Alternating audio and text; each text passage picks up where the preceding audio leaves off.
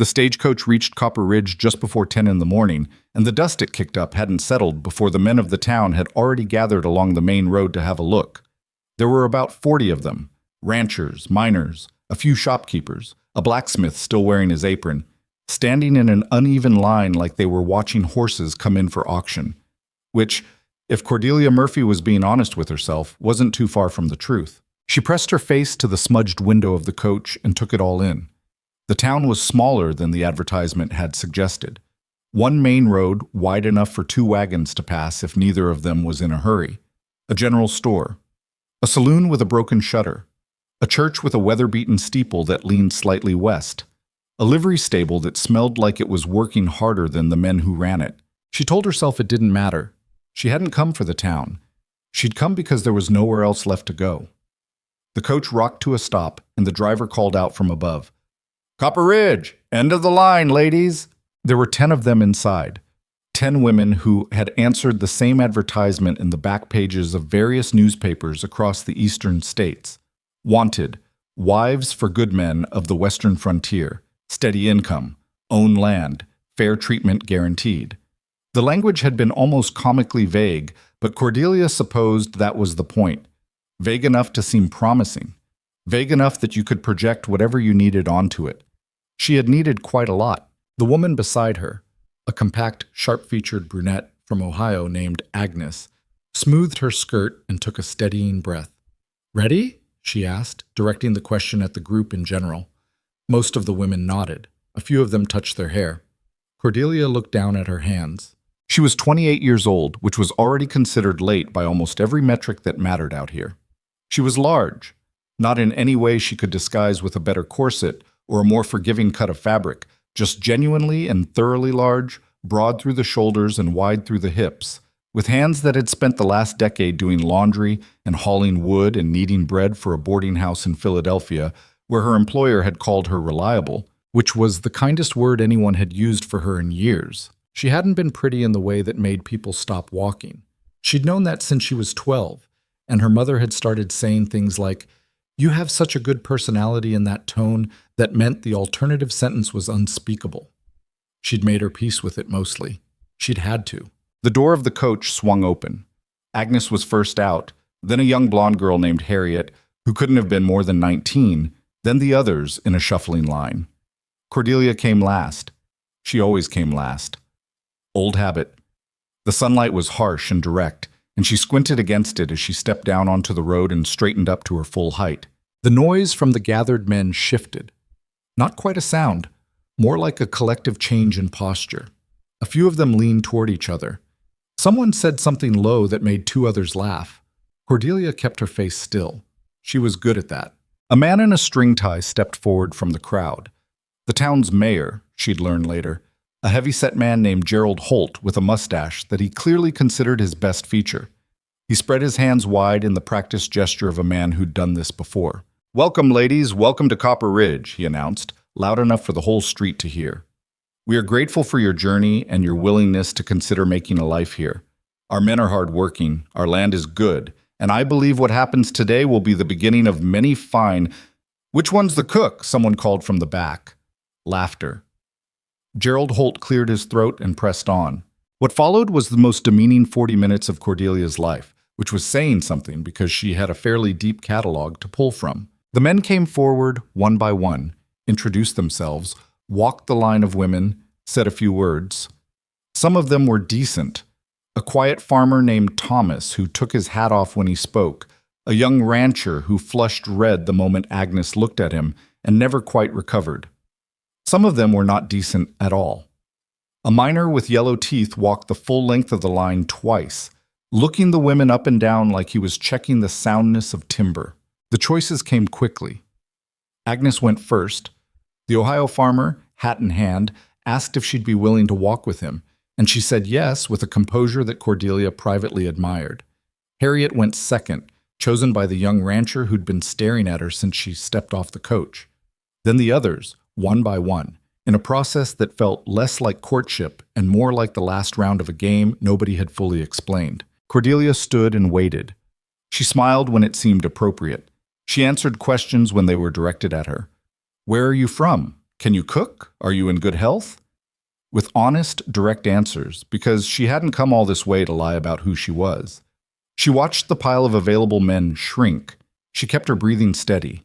At some point, she understood that she was going to be the last one standing. She understood it the way you understand a slow leak, not in a single moment, but in the accumulating evidence of small things.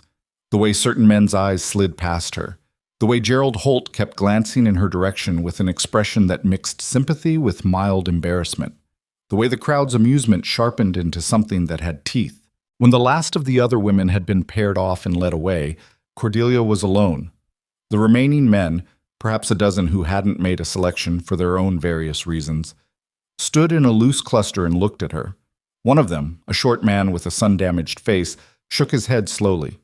Another made a comment under his breath that she didn't hear, but understood completely from the way his companions laughed. "Well now," Gerald Holt said, walking toward her with the measured pace of a man approaching something he'd rather not deal with. "Miss Murphy, is it? I apologize. This doesn't happen often." "It's all right," she said. "There may be other arrangements we could look into. A widow in town who could use help in her shop, perhaps, or—" "I said it's all right." Her voice was flat. Not angry, just done. Holt looked at her with something that was trying to be compassion and landing closer to relief. Of course. We'll find something suitable. In the meantime, if you'd like to step over to the saloon, I can have someone bring you—" That was when the horse came down the road. She heard it before she saw it. Heavy hoofbeats, unhurried, a big animal carrying a big load. The crowd heard it too, and the murmur of conversation died in a particular way. The way sound dies when people suddenly decide it's better to be quiet. Cordelia turned. The horse was a black roan, 16 hands at least, and the man on its back was— She didn't have a word for it right away. She had to look twice, and then a third time just to confirm that what she was seeing was real. He was enormous. Not just tall, but built on a scale that seemed architecturally different from ordinary men, wide through the chest and the shoulders in a way that made the horse beneath him look undersized. He wore a canvas coat the color of weathered wood, a dark hat pulled low, and he sat the saddle with a stillness that wasn't quite relaxed. It was the stillness of something that had learned long ago that it didn't need to move to be noticed. His face, what she could see of it from under the brim of the hat, was heavily bearded and hard-featured. Not handsome in any conventional sense.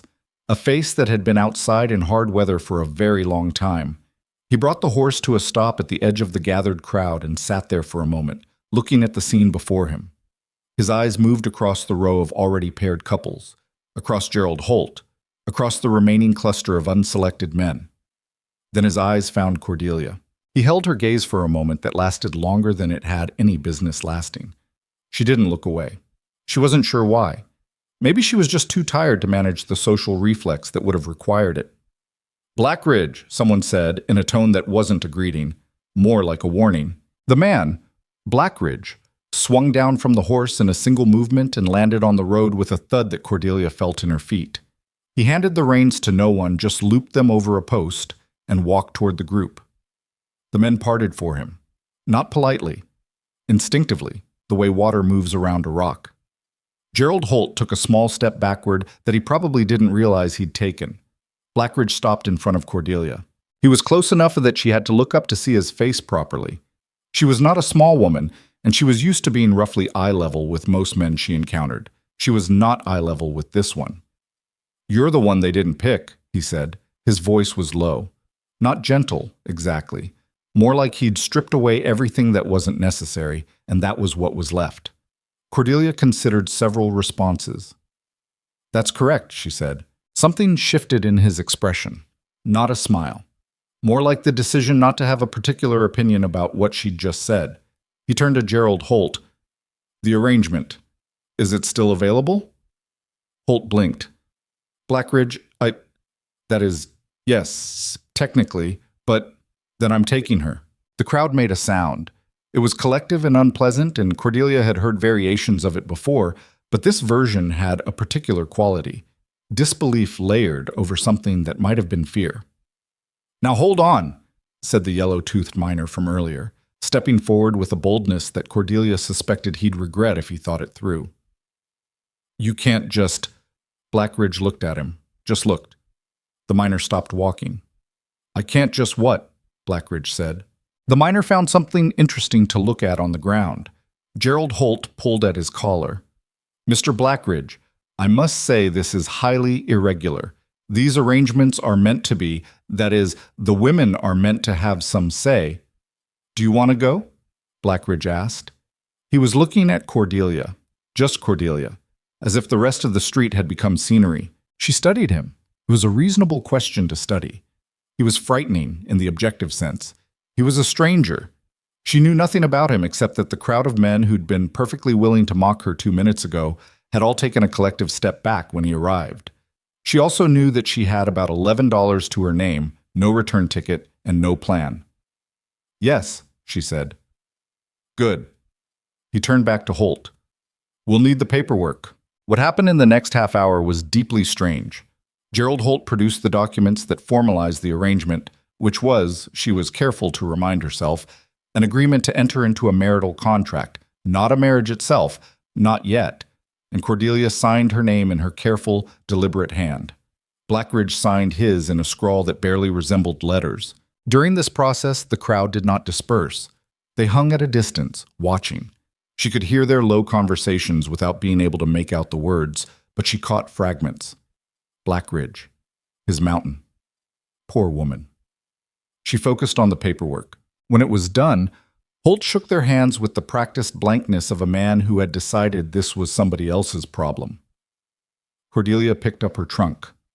Blackridge took it from her before she'd lifted it more than an inch off the ground, carried it to the roan as if it weighed nothing, and secured it behind the saddle. Do you ride? He asked. Not well. He considered this. You'll ride in front. I'll keep you from falling. She could feel the crowd's eyes on her as he helped her up, or rather, as she climbed and he provided a steadying hand at her elbow, which was more dignity than she'd expected. He mounted behind her. It was a tight fit. He was large and she was not small, and there was not much room, but he settled himself with a practicality that suggested this was a logistics problem, not a social one. She sat very straight and looked forward. Blackridge? Someone called from the crowd. A different voice than before. Harder. What exactly are you planning to do with her up there on that mountain? Cordelia felt Blackridge's posture change behind her, not tensing exactly, settling, the way something settles when it's decided on a direction. That's not your business, he said. He clicked to the horse, and they moved. She did not look back at Copper Ridge. But they rode for a long time without talking. Cordelia was not generally afraid of silence. She'd grown up in a house where you learned to read the quality of a silence before you said anything into it, because the wrong word at the wrong moment could turn a quiet room into something else entirely. She'd gotten good at sitting still and waiting. This silence felt different from that. It wasn't hostile. It wasn't exactly comfortable either. It was the silence of two people who didn't know each other well enough yet to know what to say, and were both, for their own reasons, unwilling to fill that space with noise just because the alternative felt strange. They left the road after an hour and followed a trail that she would have described as barely there. A path through the pines that she suspected only existed because he had walked it enough times that the ground had finally given up and just accepted the impression. The trees thickened, the trail climbed, the town fell away behind them until there was nothing left of it but a distant smudge of smoke above the tree line. You can ask, he said after a while. Ask what? Whatever you're working on. She thought about it. There were about 40 questions. She picked the one that seemed most immediately relevant. Where are we going? Stormfall Mountain, that's what I call it. Got a cabin up near the ridge. Built it about 6 years back. How far? Rest of the day's ride. We'll make it before dark if the weather holds. She looked up at the sky. It was pale and clear. And if the weather doesn't hold? Then we make camp and finish tomorrow. She filed this away. What do you actually want from this arrangement? She felt him shift behind her. Not uncomfortable, just recalibrating. I want someone to share the work. Winter's hard up there. Spring and fall aren't easy either. Summer's the only season that doesn't try to kill you, and even then, there are the bears. Bears, she repeated. Black bears, mostly. The odd grizzly. They're not usually a problem if you manage your food storage right. I see. She paused. What about the other parts of the arrangement? Another silence, longer this time. "I'm not going to push you on anything you're not willing to offer," he said. "That's not the kind of man I am." She didn't know him well enough to know if that was true. She didn't know him at all. But she noted it, the same way she'd noted that he'd taken her trunk without making a comment about the weight of it. "All right," she said. They rode on. The conversation came in pieces over the following hours, not in any organized way, more like things surfaced when they surfaced, and he answered them with the same economy he seemed to apply to everything. His name was Gideon. He'd been in the territory for 9 years. He'd come from Virginia originally, though he didn't elaborate on that, and she didn't press. He'd built the cabin himself, which she'd gathered, and the surrounding outbuildings, and he ran a small trap line in the winter and a kitchen garden in the summer and did enough hunting to keep himself fed through the cold months. "Do you trade?" she asked. "Sometimes. Copper Ridge, mostly. Sometimes the settlement at Twin Forks. I keep to myself." He paused. "People find it easier that way." "People find it easier to keep distance from you, you mean?" "Yes." She thought about the crowd this morning, the way they'd parted, the way that Miner had stopped mid-sentence just from being looked at. "Are they scared of you?" "Some of them." "Should they be?" The trail curved around a large boulder, and he guided the horse with a shift in his weight. "Depends on what they're scared of me doing." That wasn't really an answer. She let it go for now. "Why did you choose me?" she asked, when the trail widened out enough that she felt like she could ask it without it sounding like she was challenging him. "Out of the whole situation. Why?" He was quiet long enough that she wondered if he'd heard. Then, "Because you were the one they didn't want." That's not much of a reason, isn't it? She thought about it. It wasn't a flattering answer. It wasn't a romantic answer. It was just a direct statement of a condition, and the more she turned it over, the more she found herself respecting it for that. He hadn't claimed to see some hidden beauty. He hadn't made a speech. He'd stated a fact and moved. "No," she said. "I suppose it is, actually." The trees thinned for a moment and the valley opened below them, wide and golden in the afternoon light, the town now completely invisible, the only evidence of other people a thin line of smoke from somewhere in the far distance. She found to her own mild surprise that she didn't miss it.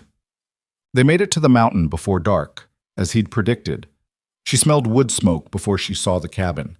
A clean, dry smell, nothing like the coal smoke of cities. Then the trail opened into a clearing, and there it was. She didn't say anything for a moment. She hadn't expected it to be so solid, so clearly intentional. The logs were thick and fitted with a care that spoke of time, real time, patient time, the kind that you spent alone on a mountain with nothing pulling you elsewhere. A covered porch ran along the front, a stone chimney at one end, a second, smaller structure off to one side that she guessed was a smokehouse or a storage building, a woodpile stacked to the height of a man along the south wall, which struck her as a significant amount until she remembered they were heading toward winter. "You built this yourself," she said. "Yes." She didn't say it's beautiful because that wasn't quite the right word. It was something more than that. It was serious. It was a thing that had been made with the intention of lasting. He helped her down from the horse and led the animal to a small stable she hadn't noticed immediately, set back from the cabin. She stood in the clearing and looked around. The mountain rose behind the cabin in a long, dark slope, the pines closing in on all sides except the east, where the valley fell away and you could see, if the light was right, a long distance toward the horizon. She stood there and breathed. She had not, she realized, taken a full breath since she stepped off the stagecoach. Gideon came back from the stable. "I'll get the fire going. You'll want to look around inside." The inside of the cabin was one large room with a sleeping loft above, a stone fireplace, a solid oak table, 2 chairs, shelves of provisions, dried meat, canned goods, sacks of flour and beans, a bed in the loft that he must have built up there because she couldn't figure how else it would have fit through the opening, a second pallet on the main floor near the fire that she understood without being told was where he'd been sleeping, a second chair, 2 cups on the shelf. Things had been prepared for someone else's arrival. Not elaborately, not with any attempt at decoration, but with a practical consideration of another person's presence. She set down the things she'd carried in from her trunk and sat at the table. The chair was solid and didn't rock. Gideon came in and moved to the fireplace. He had the fire going in under 3 minutes. She timed it, with the unhurried competence of a man who'd done it 10,000 times. "I'll cook," she said, "if that's part of what you're wanting." "I know how to cook," he said, without turning from the fire. "I didn't say you didn't. I'm saying I will. I'd like to be useful." He looked at her over his shoulder. Whatever he was thinking, she couldn't read it. "All right." She stood, went to the shelves, and started figuring out what there was to work with. Salt pork, dried beans, half a sack of cornmeal. She'd worked with less. They ate at the table in the same kind of silence they'd ridden in, not uncomfortable, just present. The fire cracked and settled. Outside, the wind came down off the mountain and found the gaps in the logs and pushed through them with a low sound that might have been frightening in another context. And here was just weather. When they were done, she washed the dishes with water he'd brought in from a barrel by the door. He sat at the table and sharpened a knife with a whetstone, not watching her, not ignoring her either, just there. "What should I call you?" she asked, when the dishes were done. "Gideon." "You know my name?" "Cordelia." "Yes." He didn't look up from the knife. "I looked at the list before I came to town." She absorbed this. "So you came specifically?" "Yes." "For me specifically." A pause. The whetstone moved against the blade in a long, even stroke. "For whoever was left," he said.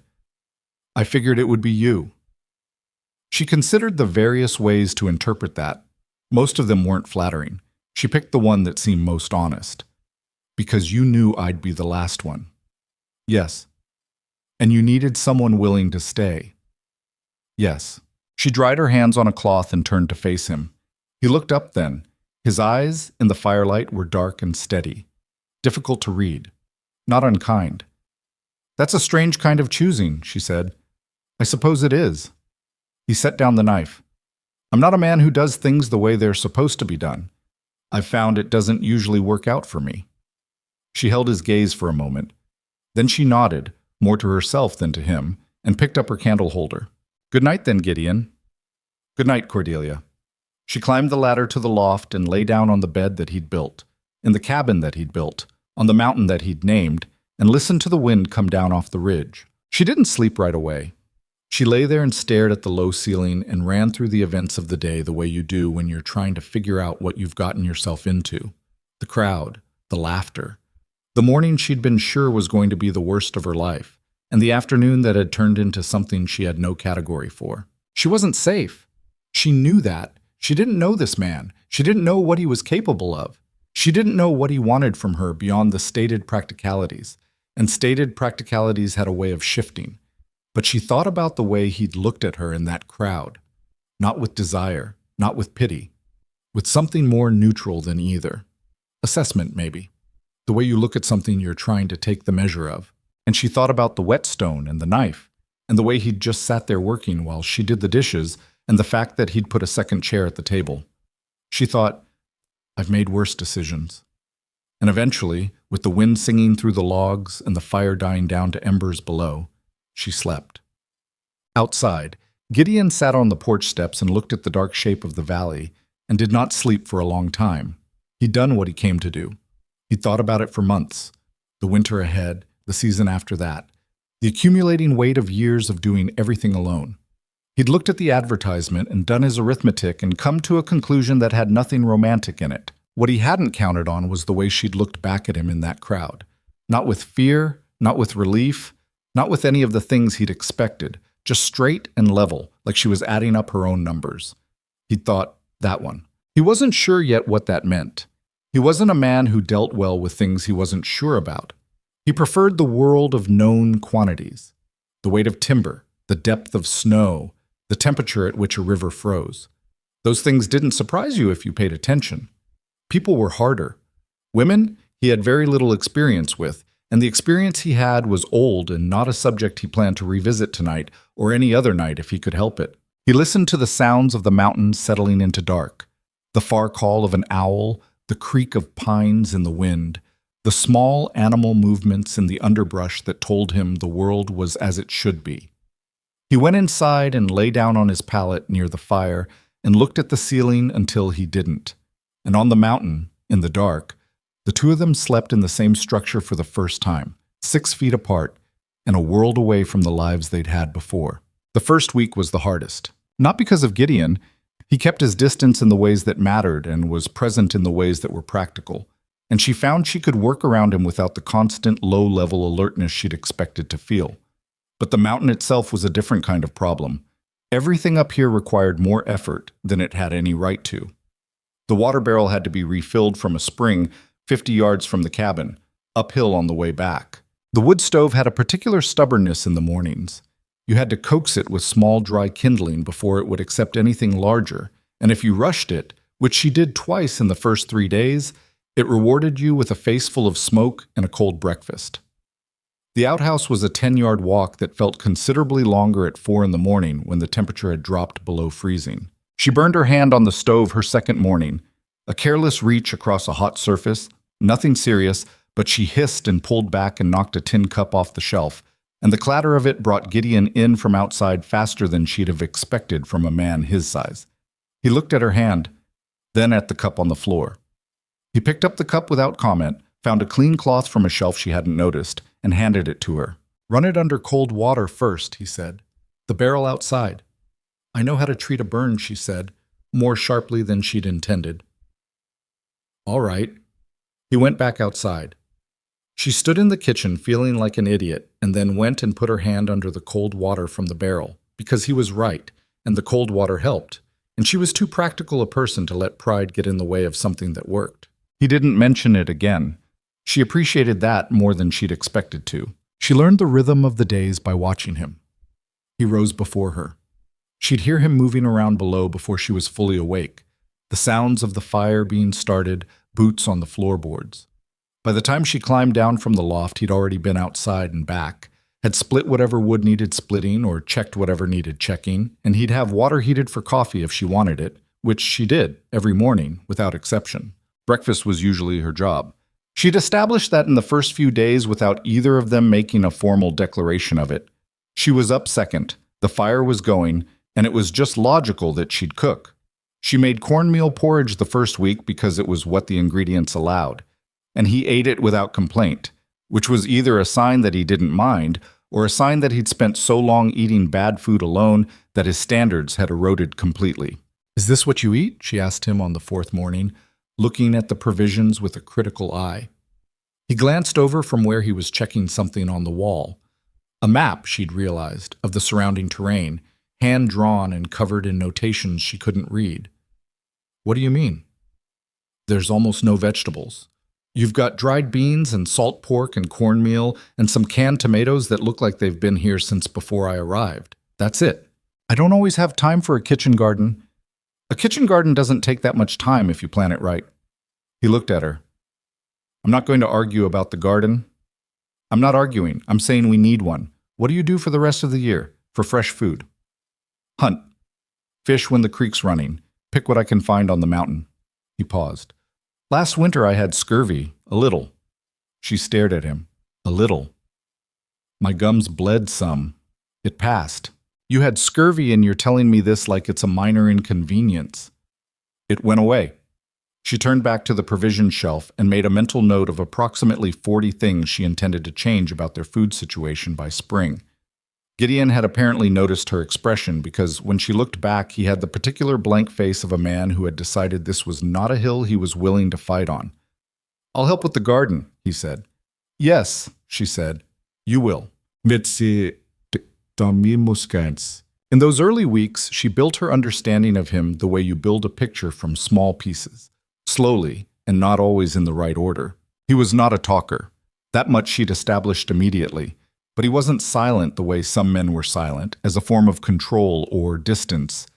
He just didn't have a lot to say unless there was something to say, and she found that once she stopped filling the gaps with conversation out of social obligation, the quiet between them was actually workable, sometimes even pleasant. He was meticulous. Everything in the cabin had a place and a reason for being there, and he moved through his days with a kind of organized efficiency that she recognized as the product of years of being entirely self-reliant. Waste bothered him. She could tell from the way he'd repurposed the smallest things, save rendered fat for lantern oil, Use worn-out rope for binding rather than throwing it away. He wasn't miserly about it. It was more like an ingrained sense that things had value if you paid attention to them. He was careful with her. That was the one that surprised her most, and kept surprising her. Not warm, not in any way she could have described to someone else, but careful. He'd tell her before he was going out, and approximately how long he'd be, so she wouldn't be left wondering. He asked, in the first few days, what she was afraid of.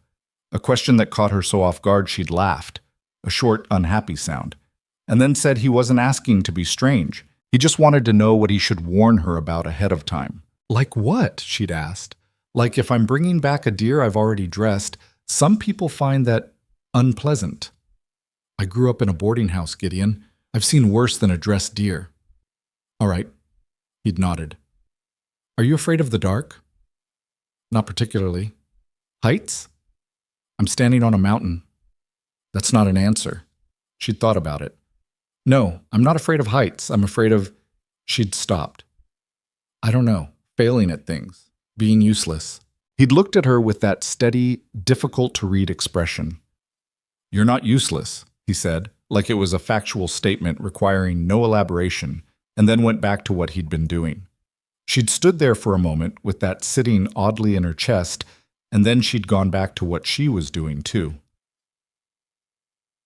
The first real fight happened at the end of the second week, and it was about firewood. She'd been restacking the woodpile. It had been organized in a way that made the bottom layer difficult to access, and she'd had a better idea about how to arrange it.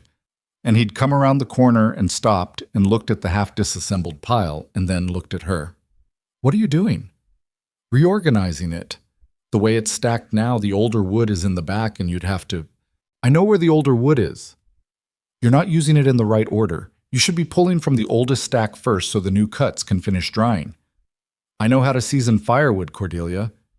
Then why isn't the pile organized that way? The silence that followed had a different texture than their usual silences. He looked at the pile. He looked at her. A muscle worked in his jaw. Because I built it in the dark, he said finally. After a 20-hour day when I came back from the ridge with a broken axle on the cart and fixed it with rope and a prayer and dragged wood up the hill by hand.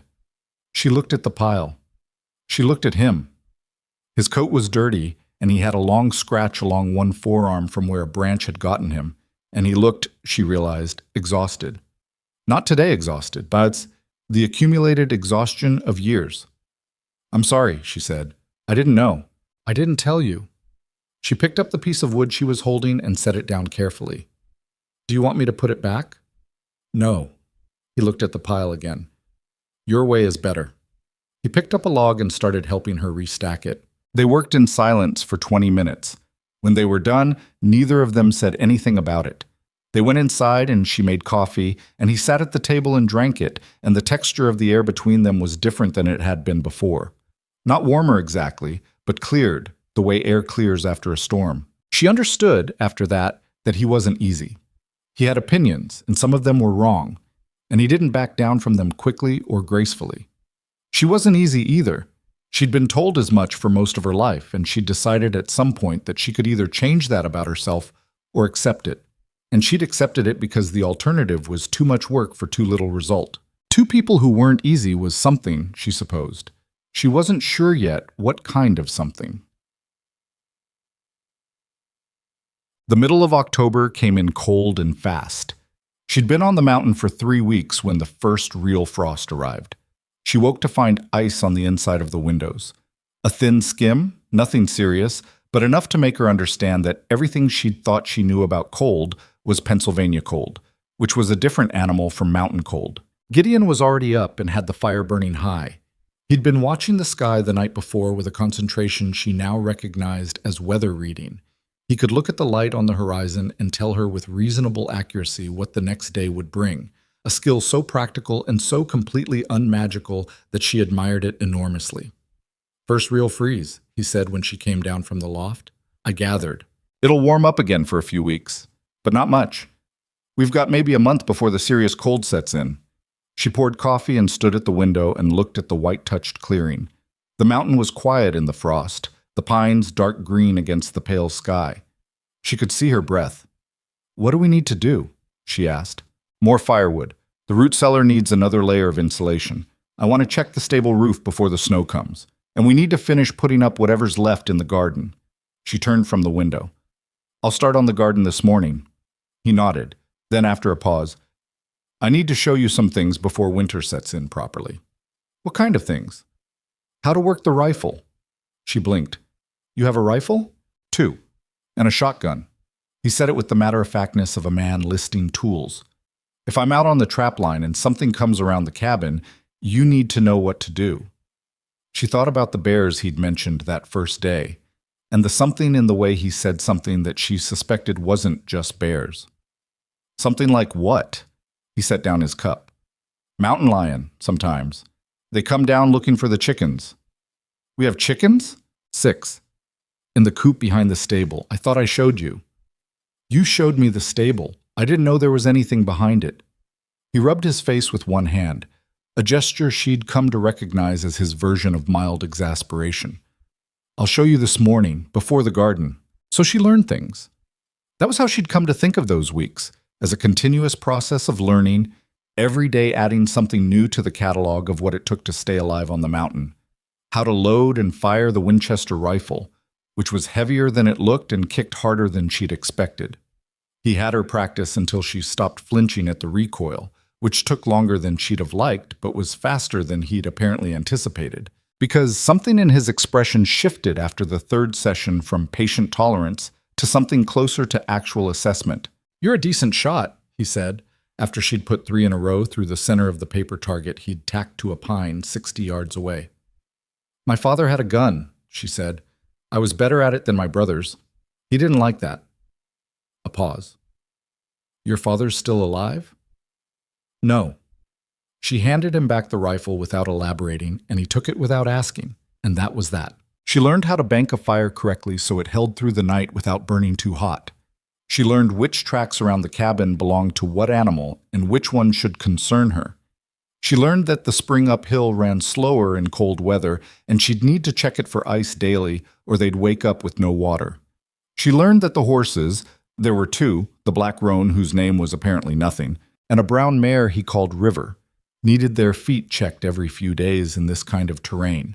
And she developed a cautious but functional working relationship with River, who was more tolerant of strangers than the roan. She learned that Gideon woke up from nightmares sometimes.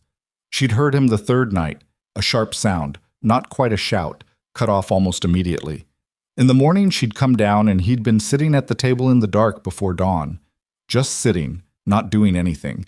And she'd lit the lamp and made coffee without commenting and handed him a cup and he'd taken it. And that was all. It happened again a week later. And again after that. She didn't ask. She got good at reading the mornings after. He was quieter those days, moved through the space of the cabin with a deliberateness that was just slightly different from his usual deliberateness, like he was being careful with himself. On a morning 3 weeks into her time on the mountain, she came down from the loft and found him sitting in the pre-dawn dark, and she made coffee and put a cup in front of him, and then, instead of retreating to the other end of the cabin, she sat down across from him. He looked at her. You don't have to tell me, she said. He looked at the cup. I know, but I'm sitting here if you want to. A long silence. The fire cracked. Outside, something moved in the dark at the edge of the clearing. A deer, probably, going to the water, and then was still. I had a family, he said, before. She didn't say anything. A wife? A son? He turned the cup in his hands. 7 years ago. Fever came through the settlement where we were living. Clara went first. Thomas was 4. He stopped. 3 days apart. She sat with that. I'm sorry, felt inadequate. It was inadequate. She said it anyway, because it was true.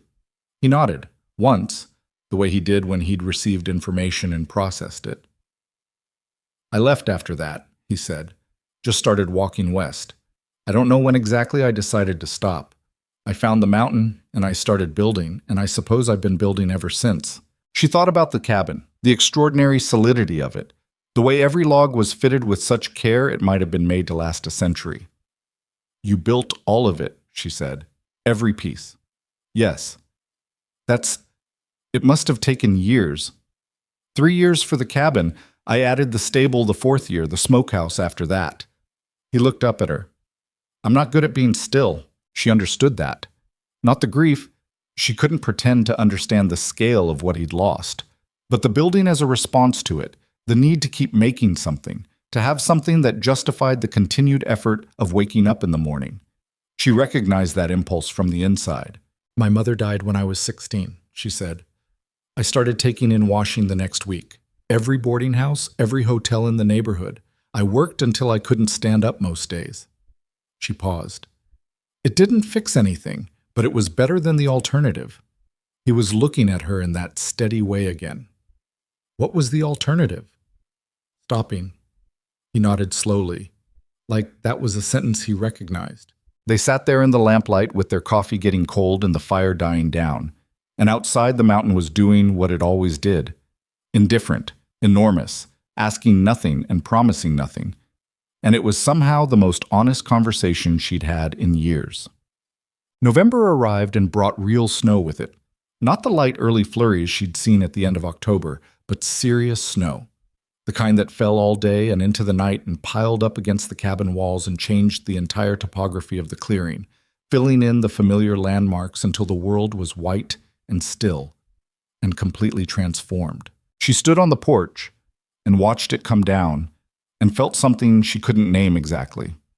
Not fear, not wonder, quite. Something in between. Gideon came out and stood beside her. This is it, she said. For the next 4 or 5 months, more or less. She looked at him. Are you always this encouraging? The corner of his mouth moved. She'd noticed that before.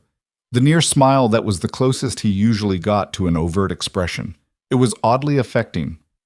You asked a direct question, he said. I gave you a direct answer. Fair enough.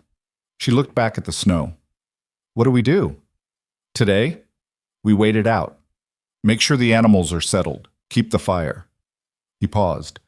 Tonight, I'll teach you to play cards if you want. Gets long in the winter otherwise. She looked at him. He was entirely serious. I don't know how to play cards, she said. I know. That's why I said I'd teach you. They spent the evening at the table, the oil lamp throwing warm light across the cards he dealt. He was a patient teacher, not gentle exactly, more precise, correcting her mistakes without drama and explaining the logic behind each play with the same matter-of-fact thoroughness he brought to everything. She was a quick learner. She'd always been one, which had been both asset and inconvenience throughout her life. By the third hand, she was playing with something approaching strategy. By the fifth, she won. He looked at his cards, looked at hers, looked at her. That was deliberate, he said. Yes. You counted the suits. I've been counting since the second hand. Something in his expression shifted. She'd seen it before, that recalibration, the quiet acknowledgement that he'd underestimated something. He started gathering the cards. Again, he said. She won that one too, but just barely, and she understood that the margin wasn't because she was better. She wasn't, not yet, but because he'd stopped holding back. They played until the fire burned low, and outside the snow had stopped falling, and the clearing was muffled and white and silent. At some point, she became aware that the quality of the evening had changed, not in any dramatic way, but the distance she'd kept carefully calibrated in the space between them had shifted, contracted, become something that would take a deliberate effort to restore. She gathered the cards and set them on the shelf. Thank you, she said, for teaching me. You didn't need much teaching. I needed someone to play with. He looked at her with an expression she couldn't quite read, and then he looked at the fire. Get some sleep, he said. Tomorrow we're cutting more wood. She climbed the ladder to the loft. She lay in the dark and listened to the mountain settling under its new weight of snow and thought about a man who had walked west until he decided to stop and built a cabin with his own hands and spent years talking to no one.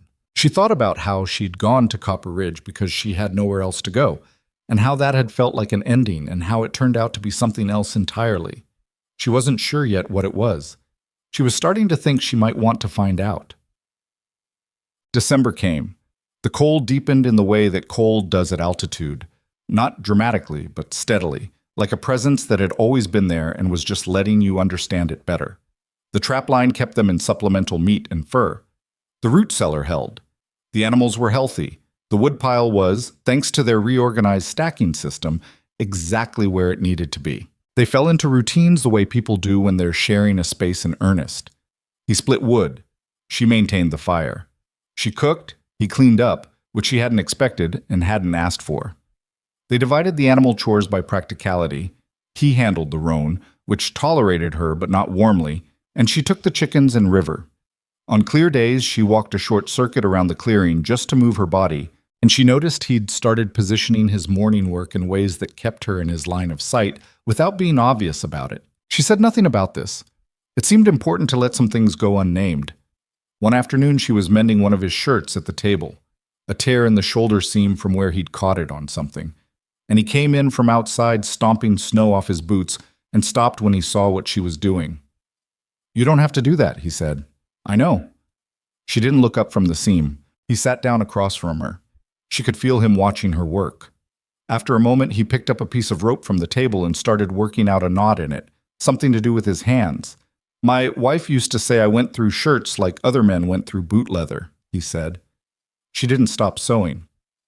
She wasn't wrong. A pause. No. It was the first time he'd mentioned Clara voluntarily. She let it sit the way she'd let his silences sit, without filling it prematurely. "She was a good woman," he said. "Practical. Couldn't stand sentimentality, which suited me." He looked at the rope in his hands.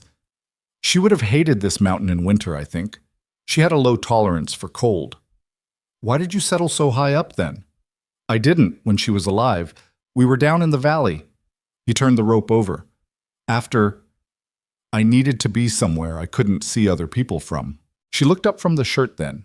He was looking at the rope, not at her, but his profile was turned toward the window and the winter light was flat and gray on his face, and she thought, this is the version of him that almost no one has ever seen. The version underneath the intimidating scale of him, the reputation, the silence. The version that had walked west and just kept walking. "Do you still need that?" she asked. "To not be able to see anyone?" He looked at her then. The question sat between them. "No," he said. He said it simply, like a fact he'd just confirmed. "Not anymore." She looked back down at the shirt. Her needle moved through the fabric in even, careful stitches. Outside, the wind came down off the peak and found the clearing and moved on, and the snow held, and the mountain was exactly as it had always been, except that inside the cabin there were 2 cups on the table and 2 chairs and a fire that neither of them had built alone. And it was possible, she thought, that some things could be rebuilt. Not into what they were before, into something else, something that accounted for all the damage and built around it anyway. She finished the seam and bit off the thread. "Here," she said, and handed it across the table. He took it. Their hands didn't touch quite. "Thank you," he said. "You'll tear it again within the week." The corner of his mouth moved. "Probably." She pushed back her chair and went to start supper, and behind her she heard him put the rope down and pick up the shirt and hold it for a moment before setting it aside. And the fire burned, and the snow held, and the mountain kept its silence around them like something that had been waiting, patient and indifferent, for a long time. Spring came to Stormfall Mountain the way it always did, reluctantly, in fits and starts, the snow pulling back from the south-facing slopes first, while the north side held on to winter like it owed it something. Cordelia had learned to read the thaw by then. She knew which patches of ground would soften first, knew the particular sound the creek made when it started running free again after months under ice, knew that the first warm week would be followed by at least one more hard freeze that would kill anything she'd planted too eagerly. She'd learned to wait for the second warmth before putting anything in the ground. Gideon had told her that. She'd ignored him the first year and lost half her seedlings. She didn't ignore him the second time. They were into their second spring together now, a fact that still occasionally surprised her when she considered it directly. Not that the time had passed, but that she had stopped keeping track of it the way you stop tracking something that has become simply the shape of your life rather than a measurement of something temporary. She'd come up this mountain not knowing if she'd last a month. She'd lasted the winter, and then the summer, and then another winter, and now here was spring again, and the ground was soft under her boots, and the chickens were laying again after their winter slowdown, and there were 6 new ones from the batch Gideon had brought back from Copper Ridge in January. He'd made the trip down in January for supplies. He made it twice a year, once in late fall before the serious snow, once in late winter when the worst of it had passed. She'd gone with him in the fall, her first time back in Copper Ridge since the day she'd arrived. It had been strange. Several people had looked at her with an expression she couldn't immediately identify, not the mockery of that first morning, but something more complicated, more guarded. Agnes, the Ohio woman she'd stood beside on the morning of the choosing, had seen her across the main road and come over and said she looked well. She'd meant it, which was the part Cordelia hadn't expected. "You do look well," Gideon had said, on the ride back up the mountain, when she'd told him about the exchange. "You sound surprised." "I'm not. I'm agreeing." She'd let that sit without pulling it apart, which was something she'd gotten better at. The January trip she hadn't gone on. The trail was too uncertain and he could move faster alone, which was the practical reasoning, and it was sound reasoning, and she'd still stood on the porch and watched him ride out at first light with a feeling she chose not to examine too closely. He'd been back in 3 days, as promised, with flour and salt and lamp oil and a small packet of seeds she hadn't asked for. Pepper seeds, which were difficult to grow at altitude but not impossible if you started them inside early enough, which he'd apparently known and accounted for. She'd stood at the table holding the packet and not said anything for a moment. "You didn't have to," she'd said. "I know." She'd planted them on the south windowsill in the smallest pots she could fashion from scraps of bark, which was how, by the second spring, there were 8 small pepper seedlings in various stages of growth lined up along the window like they'd always been there. She was tending them on a Tuesday morning in late March when she first heard the horse. It was a single rider coming up the trail at a pace that meant something. Not panicked, not fleeing, but moving with the particular urgency of someone who had decided they needed to get somewhere and had allocated exactly enough time to do it. Gideon heard it too. He was in the stable and she could tell from the sounds that he'd stopped working. She'd moved to the door before the rider came into the clearing, which said something about how 2 years on the mountain had changed her instincts. The man who rode in was young, mid-20s, maybe, and wore a coat that was too thin for the altitude even in late March. He had a sharp face and the kind of tan that came from outdoor work, and he sat the saddle with the slightly stiff posture of someone who wasn't entirely comfortable on horseback. He reined in when he saw her on the porch. "This is Blackridge's place?" he asked. "It is," she said. "Who's asking?" He looked past her at the cabin, then back at her. "My name's Aldous Webb. I worked for Silas Crawford, down in Copper Ridge." Something in the way he said worked, past tense, pointed, made her call back toward the stable. "Gideon." He was already at the stable door. He looked at the young man on the horse, and whatever he read there made him come the rest of the way across the clearing without hurrying, which with Gideon meant he was thinking. "Webb," he said. He said it like he knew the name, which she hadn't expected. "You know who I work for," Webb said. It wasn't a question. "I know who Silas Crawford is." Gideon stopped at the edge of the porch, close enough that she could read his face. He was careful. Something in him had gone quiet in a specific way. Not the comfortable quiet of the cabin in winter, but the quiet of attention pulled tight. "What does he want?" Webb shifted in the saddle. He looked uncomfortable in the way people look uncomfortable when they're about to say something they know will have consequences. "He sent surveyors up onto the eastern ridge 2 weeks ago. They came back with samples." A silence. A long one. "What kind of samples?" Gideon said. His voice was flat. "Silver." Webb kept his eyes on him, not on Cordelia. "High-grade ore. The surveyors said the deposit runs deep. Crawford's had the assay men look at it twice now, and they keep coming up with the same number. He's been talking about nothing else since January." Gideon was very still. She looked at him. He wasn't looking at her. He was looking at Webb with the focused, assessing look that she'd seen him direct at weather and at broken equipment and at the occasional threat from the mountain itself. The look that meant he was calculating, fast and clean. "What are you doing here?" he said. Webb glanced down at his horse's mane, then back up. "He's planning to file a claim. The Eastern Ridge. He says it falls outside your land grant. He's had lawyers look at the original survey." He paused.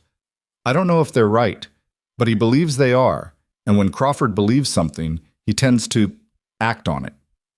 And you came to warn me." "I came because—" Webb stopped. Something moved across his face. "He's not going to just file paperwork, Mr. Blackridge.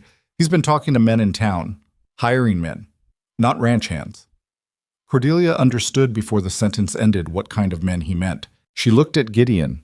He was still looking at Webb, but she could see the thing happening behind his eyes. The same process she'd watched him apply to everything on this mountain. The breaking down of a problem into its components. The assessment of what could be managed and what couldn't. "How much time?" he said. "I don't know. He needs to get the lawyers to finalize the claim paperwork. That takes time, but he's impatient." Webb met his eyes. "Not long." Gideon nodded. One slow, definitive motion. "You can water your horse at the trough, then I'd advise you to ride back down a different way than you came." Webb blinked. "A different? In case Crawford has someone watching the trail." Webb's face went a shade paler. He nodded, dismounted, led his horse to the trough. Cordelia stepped close to Gideon and said quietly, "How long have you known about the silver?" He looked at her. "Since before you came." She absorbed that. "And you didn't tell me." "I didn't think it would matter.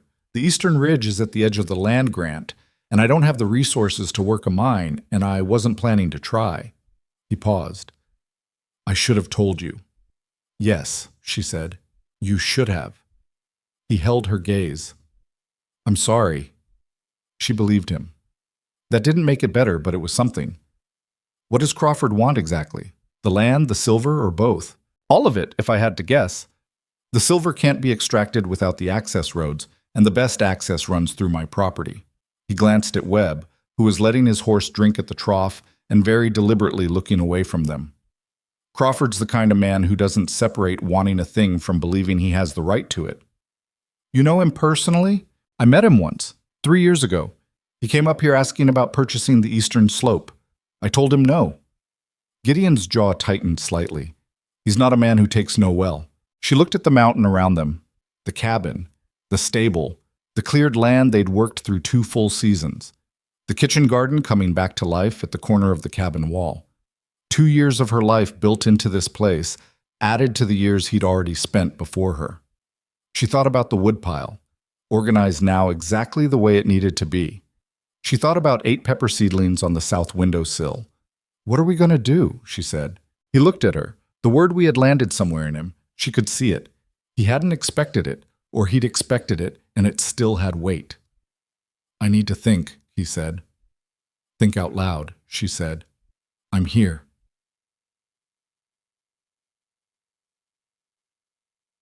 Webb left an hour later, taking the north route down as Gideon had advised.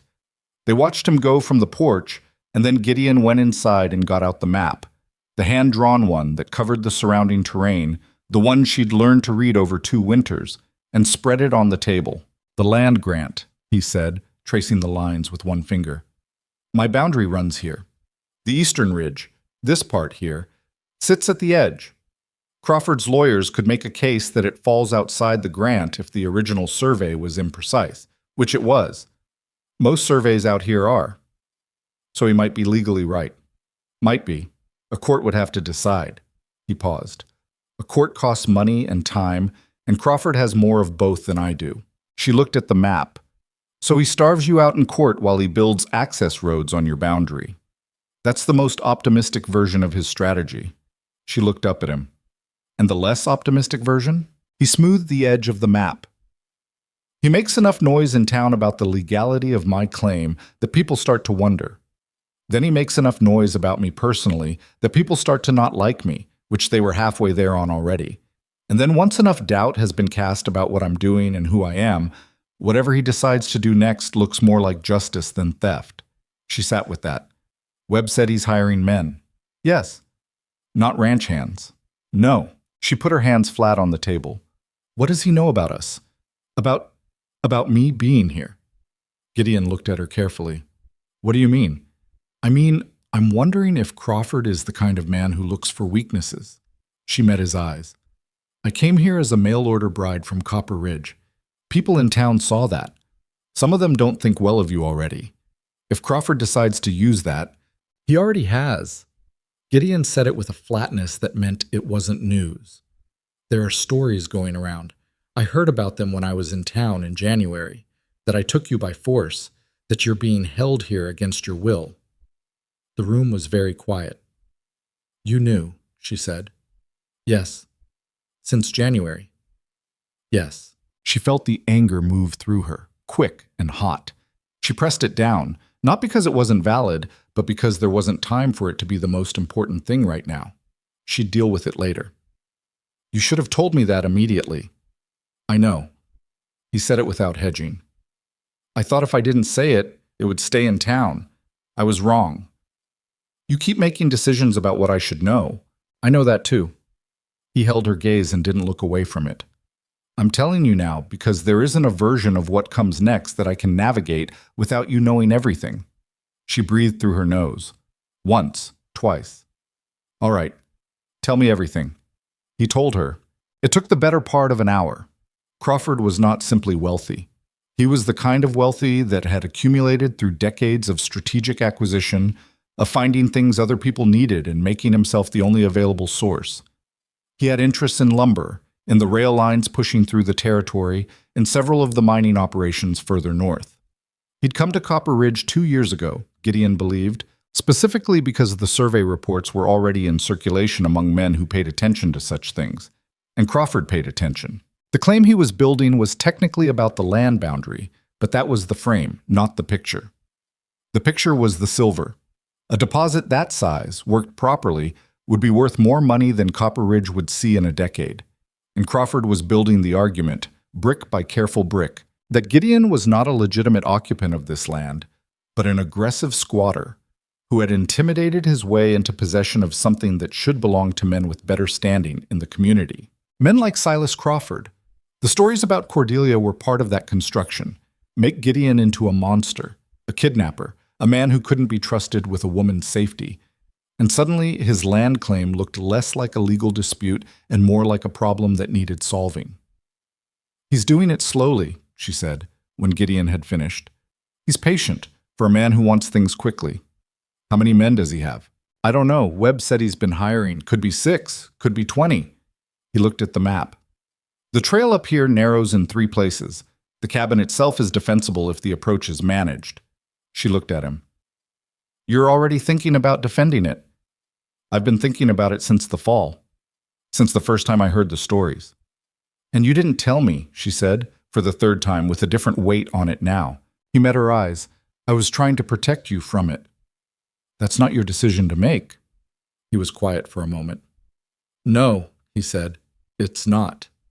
She pushed back from the table and stood and went to the window. The clearing was green and quiet and ordinary. A magpie was working at something at the far edge of the tree line. The pepper seedlings sat in their bark pots on the sill, reaching toward the light.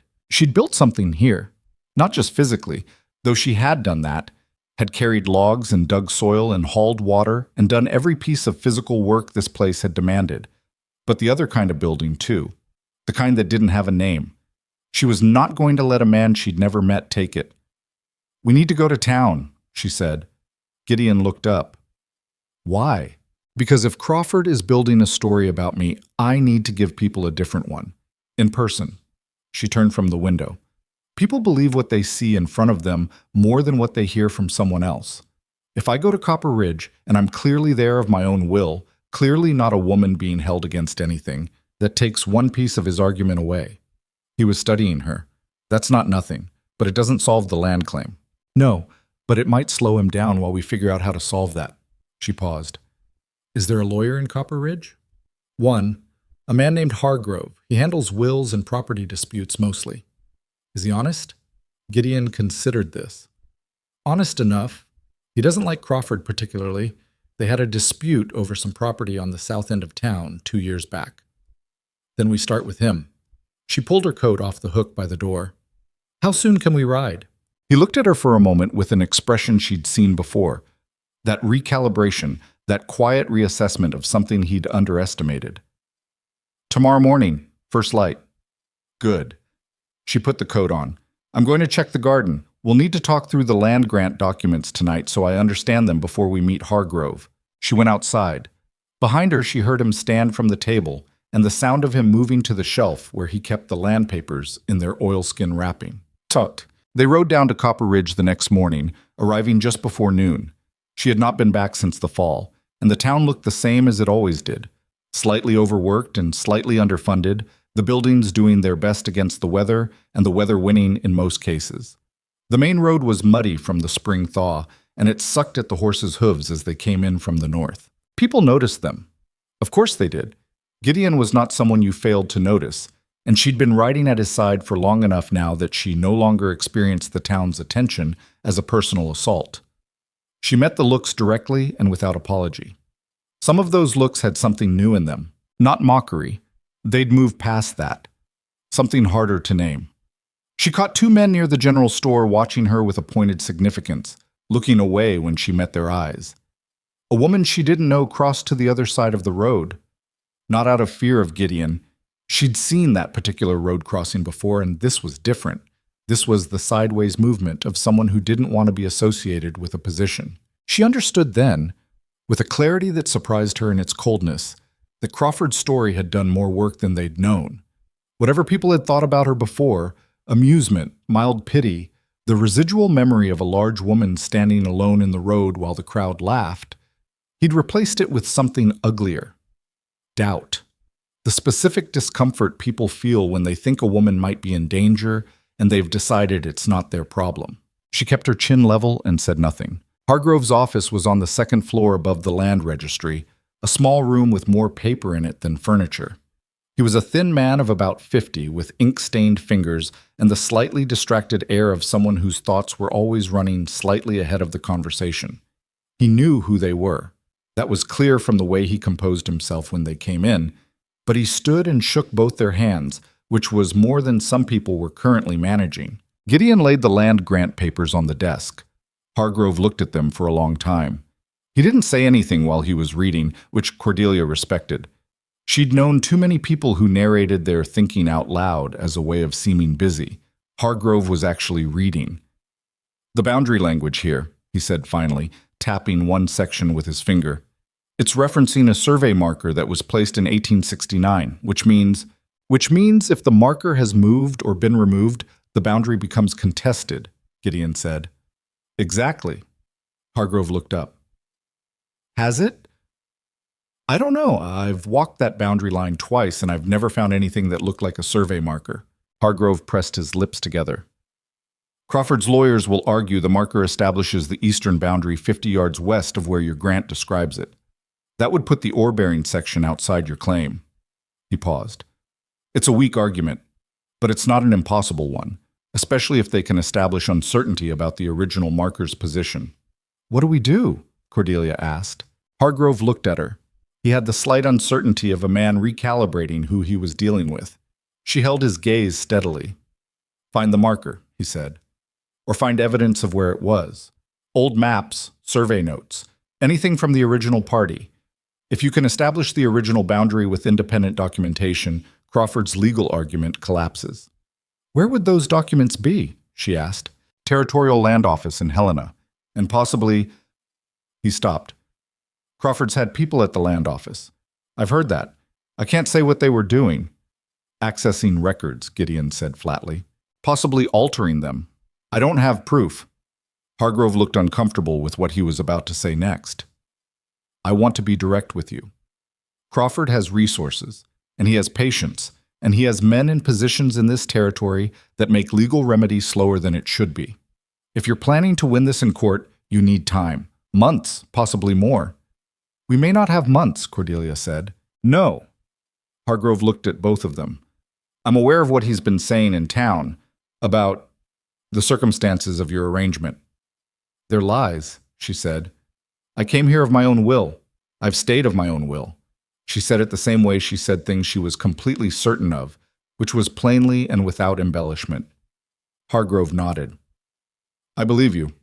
Whether the people Crawford has been talking to will—" "I'm not asking people to believe me," she said. "I'm giving them the truth and letting them decide." She leaned forward slightly. "What I need from you is the legal pathway. If you can file an affidavit establishing the existing boundary as described in the grant, does that at least force Crawford to make his challenge formally rather than informally?" Hargrove blinked. "Yes, it does." "Then do that. It will cost, We'll discuss the fee," Gideon said. They were in Hargrove's office for another hour. By the time they came out, the sun had moved and the main road was drying in patches, and there were more people on it than there had been in the morning. She felt their presence the way you feel weather, the particular pressure of people watching and calculating. She stopped on the steps of the building. A woman across the road, older, gray-haired, carrying a basket, had been looking at her. When Cordelia looked back, the woman didn't look away. She had the face of someone who had survived a number of things and was making up her own mind. Cordelia nodded at her, a small, direct nod. The woman held her gaze for a moment and then nodded back. It was nothing. It was something. Gideon had come to stand beside her. He followed her gaze across the road and then looked at her. Ready? Almost. She stayed on the steps for another moment, long enough to be seen, long enough to establish, for anyone paying attention, that she was standing in the open in Copper Ridge of her own will and with her head up, and that the woman who had been mocked in this very street 2 years ago was not someone they could afford to underestimate. Then she walked to the horses. The ride back up the mountain was different from the ride down. Something had shifted. She could feel it in herself, and she could feel it in the way Gideon rode, not with his usual settled stillness, but with a particular alertness, the way he was when he'd heard something in the tree line at night and was waiting to identify it. They were halfway up the trail when he reined in suddenly. She stopped River beside him and looked at what he was looking at. The trail ahead curved around a large outcropping of rock, and past it, in the soft mud of the path, there were boot prints. Fresh ones. More than one person. Neither of them said anything for a moment. "When did it last rain here?" she asked quietly. 2 days ago. So the tracks were no more than 2 days old, possibly much less. "They came up," he said, reading the direction of the prints, "and didn't come back down. Not this way." She looked at the mountain above them. The cabin was another 40 minutes up the trail. The surrounding forest was dense and completely unreadable. "Can they access the cabin from the north side?" she asked. "There's a route. Rough, but passable." He was still studying the tracks. His face had gone into that particular focused blankness. "We need to go up." "I know." He looked at her. There was something in it, not a question, exactly, more like a statement of conditions. "This is what we're riding into. Are you with me?" She held his gaze. "Let's go." They moved up the trail at a pace that was quick but not reckless, because reckless on this terrain was how you ended up with a horse with a broken leg and no good options. She watched the trees on both sides with the practiced attention she'd developed over 2 years of living somewhere that occasionally tried to hurt her. She kept her hand within reach of the rifle in its saddle scabbard. The clearing came into view. The cabin was intact, no smoke that shouldn't be there. The stable door was closed the way they'd left it. The chickens were audible from the coop, which meant nothing had disturbed them badly, but the porch door was open 2 inches. She was certain they'd pulled it too when they left. She was meticulous about that. The latch had a tendency to work itself loose in wind if you didn't set it properly, and she'd made a habit of checking it every time without exception. Gideon had already seen it. He dismounted and she did the same, and they approached the cabin the way he'd showed her how to approach uncertain territory, wide and unhurried and paying attention. Inside, the cabin looked undisturbed, mostly, but a chair had been moved, slightly, and the oilskin packet of land grant papers, which she'd left on the shelf before they rode out, which she was certain of, was sitting on the table. She stood in the middle of the cabin and looked at it. Someone had been in here, had read the papers, or tried to, had left them out, either carelessly or as a message. She looked up at Gideon. His face was hard and still. "He's already started," she said. "Yes." She thought about Hargrove's words. Months, possibly more. She thought about Crawford's men in their fresh boot prints, coming up the trail 2 days before they'd even left to consult the lawyer. She thought about how long he'd been planning this, how many pieces he'd already put in motion while they were up here thinking they were safe. She picked up the land grant papers from the table and held them. "We need to get copies of these to Hargrove," she said. "Originals somewhere else." "I know a place," Gideon said, "and we need to find out how many men Crawford is actually sending." She set the papers down. Her hands were steady. Because whoever was in this cabin today wasn't trying to steal anything. They were counting rooms, access points, sight lines. Gideon looked at her. You're right. This wasn't a warning, she said. This was a survey. The word hung in the cabin between them, carrying all of its weight.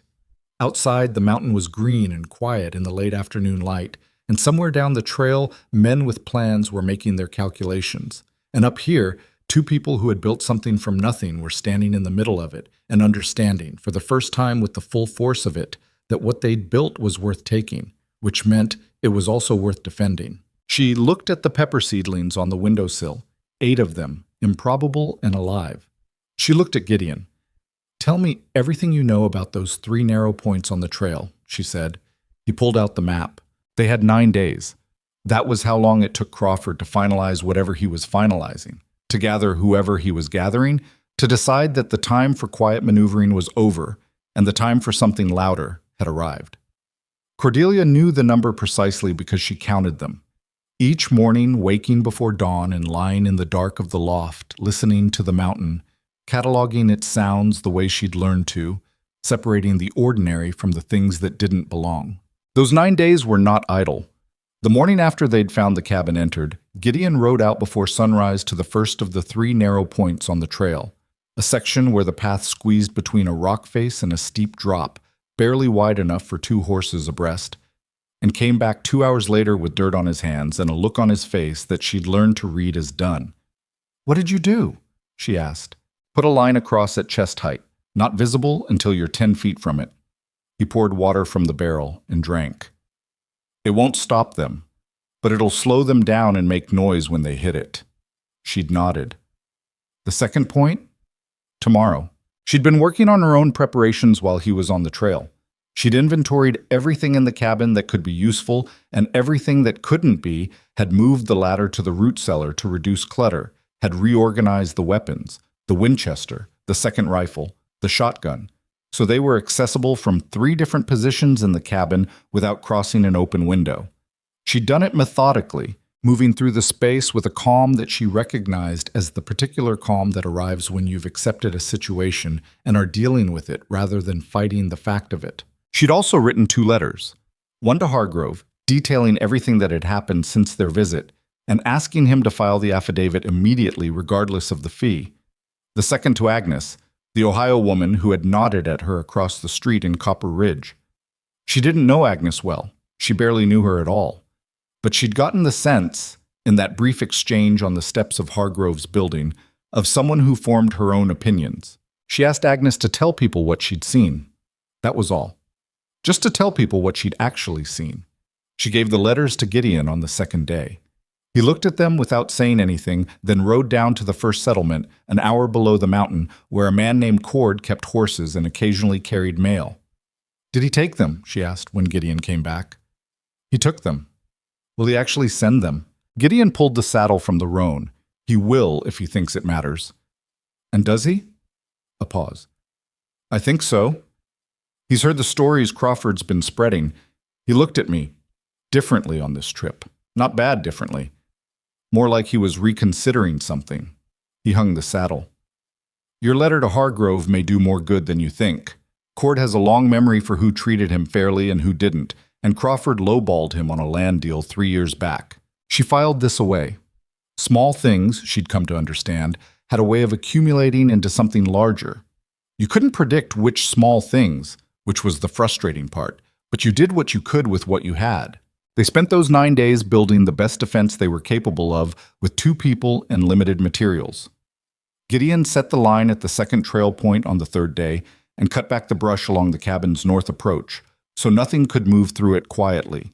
She reinforced the window shutters from the inside with the spare timber from the woodpile. Not elegant work, but solid, the kind that would take real force to break through. She filled every container in the cabin with water and moved as much of the food stores as she could carry down to the root cellar, reasoning that if the cabin burned, at least they wouldn't starve. On the 5th night, she couldn't sleep. She lay in the loft and stared at the ceiling and listened to the sounds outside and found that her mind wouldn't stop running the numbers. How many men? What weapons? What time of night? Which direction? She'd been over it all a dozen times and kept going over it because her mind had decided this was productive, which it wasn't, but she didn't know how to stop it. She climbed down from the loft. Gideon was awake. Of course he was. He was sitting at the table in the dark, not with a candle, just sitting. She'd stopped being surprised by this. She sat across from him. "Which part won't leave you alone?" he asked after a moment. "The numbers." She set her hands on the table. "We don't know how many men he's bringing. Everything we've prepared assumes we can hold them long enough for what exactly? There's no cavalry coming. Hargrove can file papers, but papers don't stop bullets." "No." He was quiet. "But they do create a record. If Crawford's men do something up here, there's a legal document that says what this property is and who it belongs to, and that we were pursuing legitimate remedy when it happened. That matters afterward." "Afterward," she said with a flatness that reflected exactly how she felt about that word. "Yes." He looked at her across the dark table. "I'm not pretending this is a good situation." "I know you're not." "We could leave," he said. "Ride out tonight. Get ahead of it." She'd known he was going to say that at some point. She'd been thinking about her answer for several days. "No," she said. "Cordelia, no." She said it again without heat, just with the weight of having decided. "This is our land. If we leave it, we're giving it to him. Not just the mountain, the whole argument. If we're not here, his story about what happened becomes the only story." She looked at him across the dark. "I'm not letting his version be the last one." He was quiet for a long time. The fire had burned to low coals and the cabin was very still. "I lost everything I built once," he said. Not loudly, almost to himself. "I couldn't stop at that time." "I know. I don't know if I can stand losing it again." She looked at him.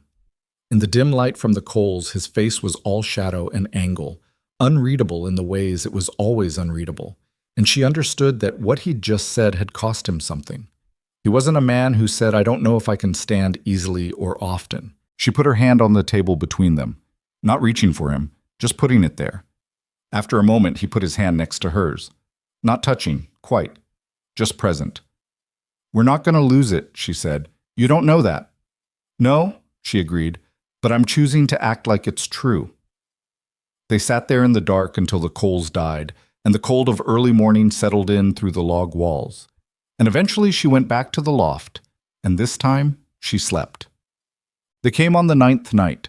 She knew before she heard anything definite, woke at some point past midnight with the specific wrong quality of silence that she'd learned on the mountain, the absence of the small sounds that were always there.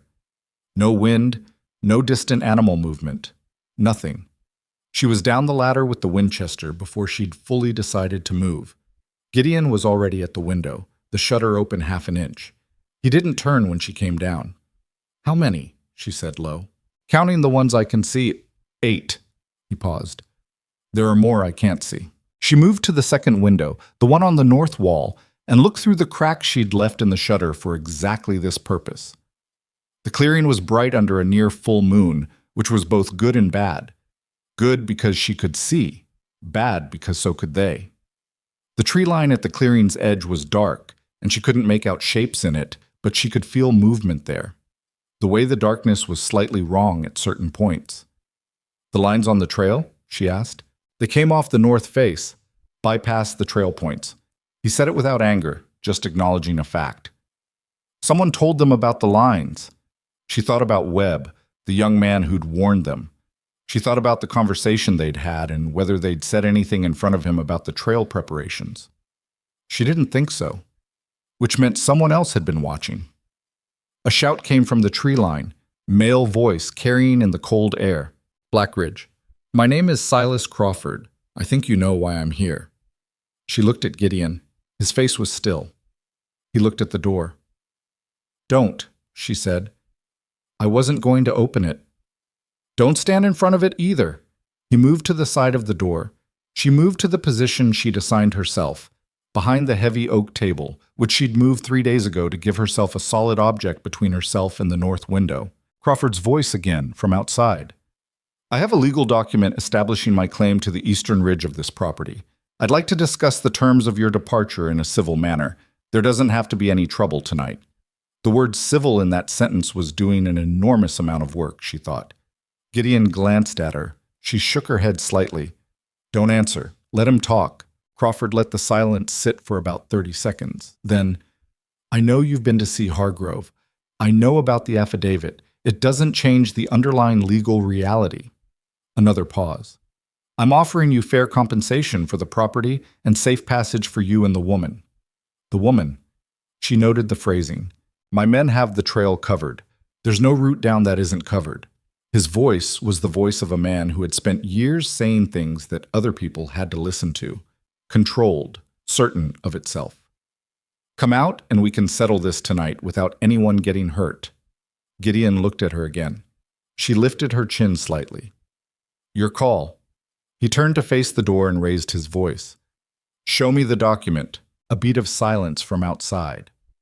Then the sound of movement, more than one person, repositioning. She pressed herself lower behind the table. I'll bring it to the porch in the morning, Crawford called back, when we can all see each other clearly. If the document is real, you can show it now, Gideon said. In the morning, you can file it with the Territorial Land Office and let a judge read it.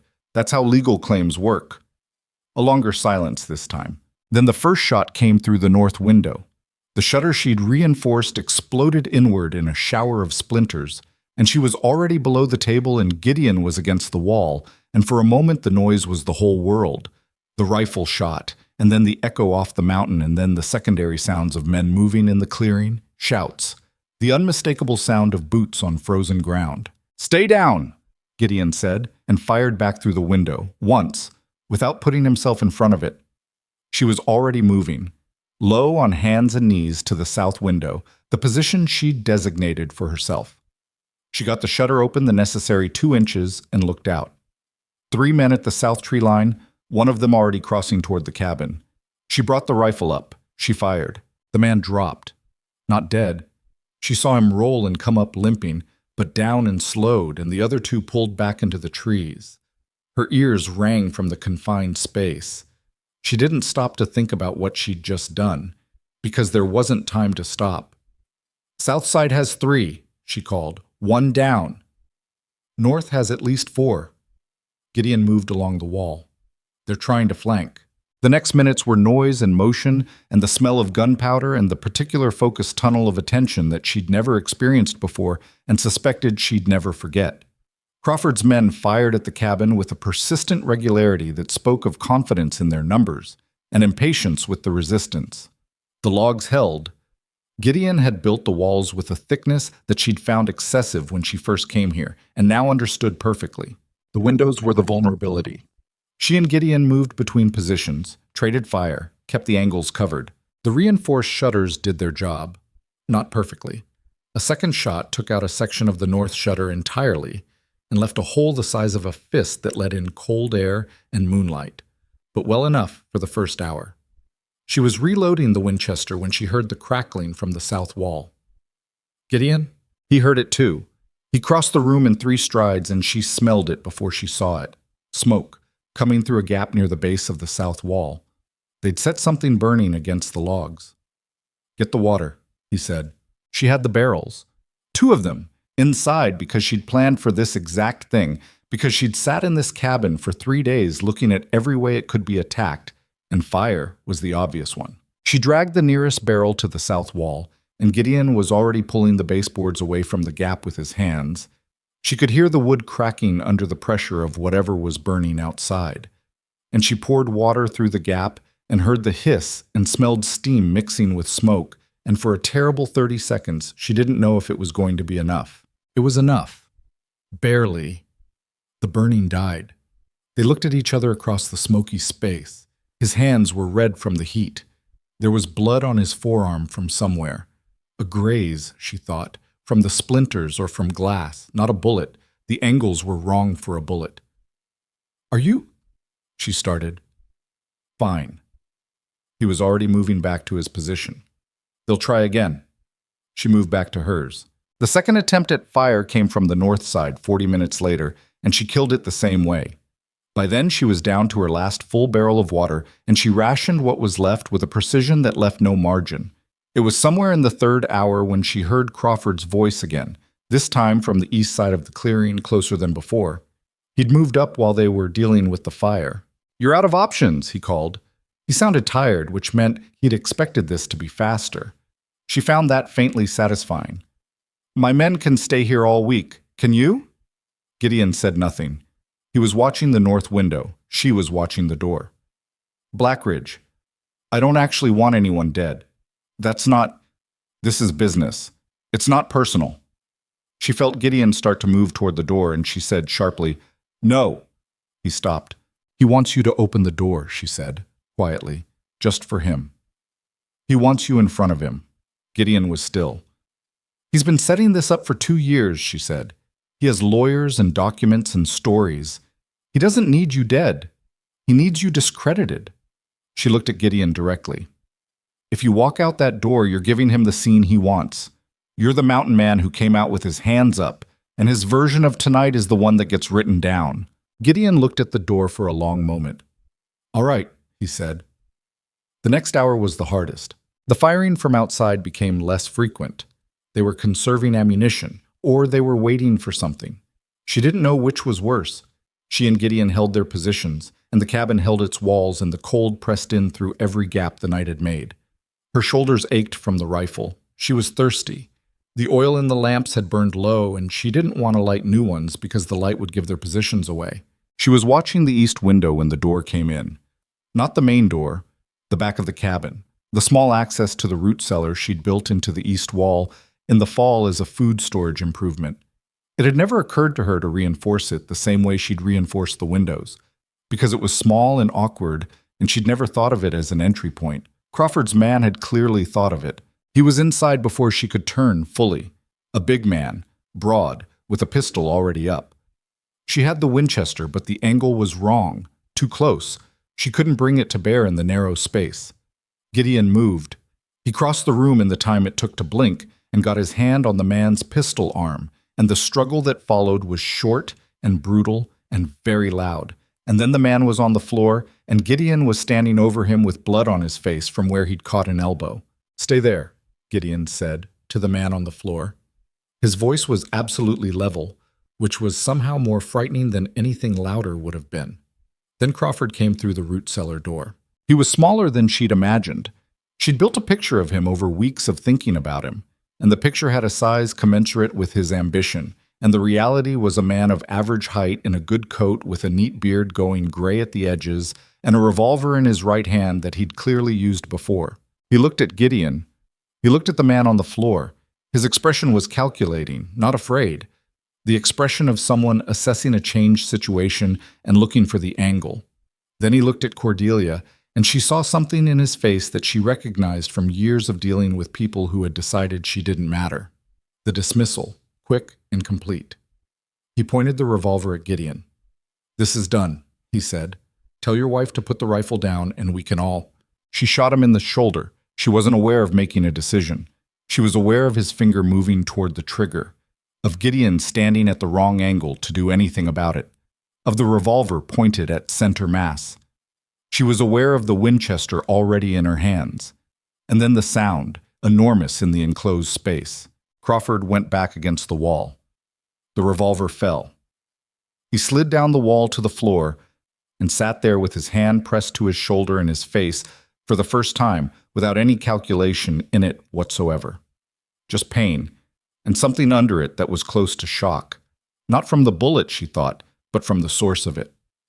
The man on the floor had stopped moving. Gideon picked up the revolver. The sounds from outside the cabin had changed. She couldn't identify how exactly. Something in the texture of the movement beyond the walls, the shouts, the quality of the firing. Something was different. Then she heard other voices. Not Crawford's men. A different set of voices coming from down the trail. Gideon went to the window and looked. Whatever he saw made something in his posture change. Not relax exactly, but open. A release of something that had been held very tightly for a very long time. Cordelia, he said. She went to the window, looked out. Men were coming into the clearing from the south trail. She counted 6, 8, more than that, and they weren't Crawford's men. She could see, in the moonlight, the face of the man from the settlement below the mountain, Cord, who had taken her letters, and beside him, with a lantern, a face she hadn't expected, Hargrove. And behind Hargrove, emerging from the trail with the careful step of a woman who had decided something and was doing it, Agnes. Crawford's remaining men were pulling back. She could hear it in the sounds outside, the retreat rather than the advance. A few voices, raised. Then the sound of horses moving away, fast, down the east side of the clearing. The clearing was not quiet. There was still shouting, still movement, but the quality of it had changed entirely. She lowered the rifle. Crawford was still on the floor of the cabin, his shoulder bleeding steadily through the hand he'd pressed against it. He was looking at her with an expression she couldn't name, not hatred, not even the anger she'd expected. Something more complicated. Something that might have been, underneath everything else, a grudging reassessment. "You said this wasn't personal," she said. He looked at her. "It is now," she said. She set the rifle on the table and went to open the main door. The aftermath was long and cold and exhausting in the bone-deep way that follows sustained terror. Not dramatic, not triumphant, just the body's slow inventory of what had just happened and what it had cost. Hargrove had filed the affidavit 2 days after their visit, and then, when no acknowledgement came from Crawford's lawyers and Cord had come to him with Cordelia's second letter, he'd done something that surprised everyone, including himself. He'd organized. Gone to the men in town who had their own reasons to distrust Crawford. There were more of them than Cordelia had estimated, and laid out what was happening and asked them to decide. They'd decided. It wasn't an army. It was 8 men on horses with their own rifles and a lawyer with a lantern, which was a different kind of thing. But it had been enough. Crawford's shoulder wound was serious but not fatal. He was loaded onto a horse and taken down the mountain by 2 of Cord's men, with the understanding, communicated by Hargrove in the precise language of someone who has waited for a situation to become unambiguous, that the territorial sheriff would be involved by morning and that the existing legal record of the night's events would be made available in full. She watched them take him down the trail from the porch, with the first gray of dawn beginning to show on the eastern horizon. Gideon came to stand beside her. He'd washed the blood from his face, and his arm had been bound with a strip of cloth she'd cut from a shirt that was already ruined. He stood with his arms at his sides and looked at the clearing, at the scattered evidence of the night, boot prints in the dirt, spent casings glinting in the early light, the section of shutter hanging at an angle from the north window. "The door," she said, looking at the root cellar access. "I'll fix it this week. And the shutter." "And the shutter." He looked at the cabin. She looked at it too. It was damaged and dirty, and there was a scorch mark along the base of the south wall that was going to need attention, but it was standing. All of it was standing. Agnes appeared at her elbow. She'd stayed while the men helped Crawford's people leave, stood back, and watched with the particular composure of a woman who had been through enough of her own difficulties to not be undone by someone else's. "Your letters," she said to Cordelia. "They helped." "I didn't know if they would." "People have been wanting a reason," Agnes said. "They just needed someone to hand them one." She looked at the cabin. "Are you all right?" Cordelia considered the question. Her hands had stopped shaking about 20 minutes ago, which she took as evidence that her body was beginning to accept the worst of it was over. Her shoulder ached where the rifle had kicked against it repeatedly. She was thirsty and tired and standing in the cold dawn on a mountain in Montana, which 2.5 years ago she could not have constructed as a possible future for herself in any configuration. "Yes," she said. "I think so." Agnes nodded in the way of a woman who recognizes a qualified answer and is willing to accept it.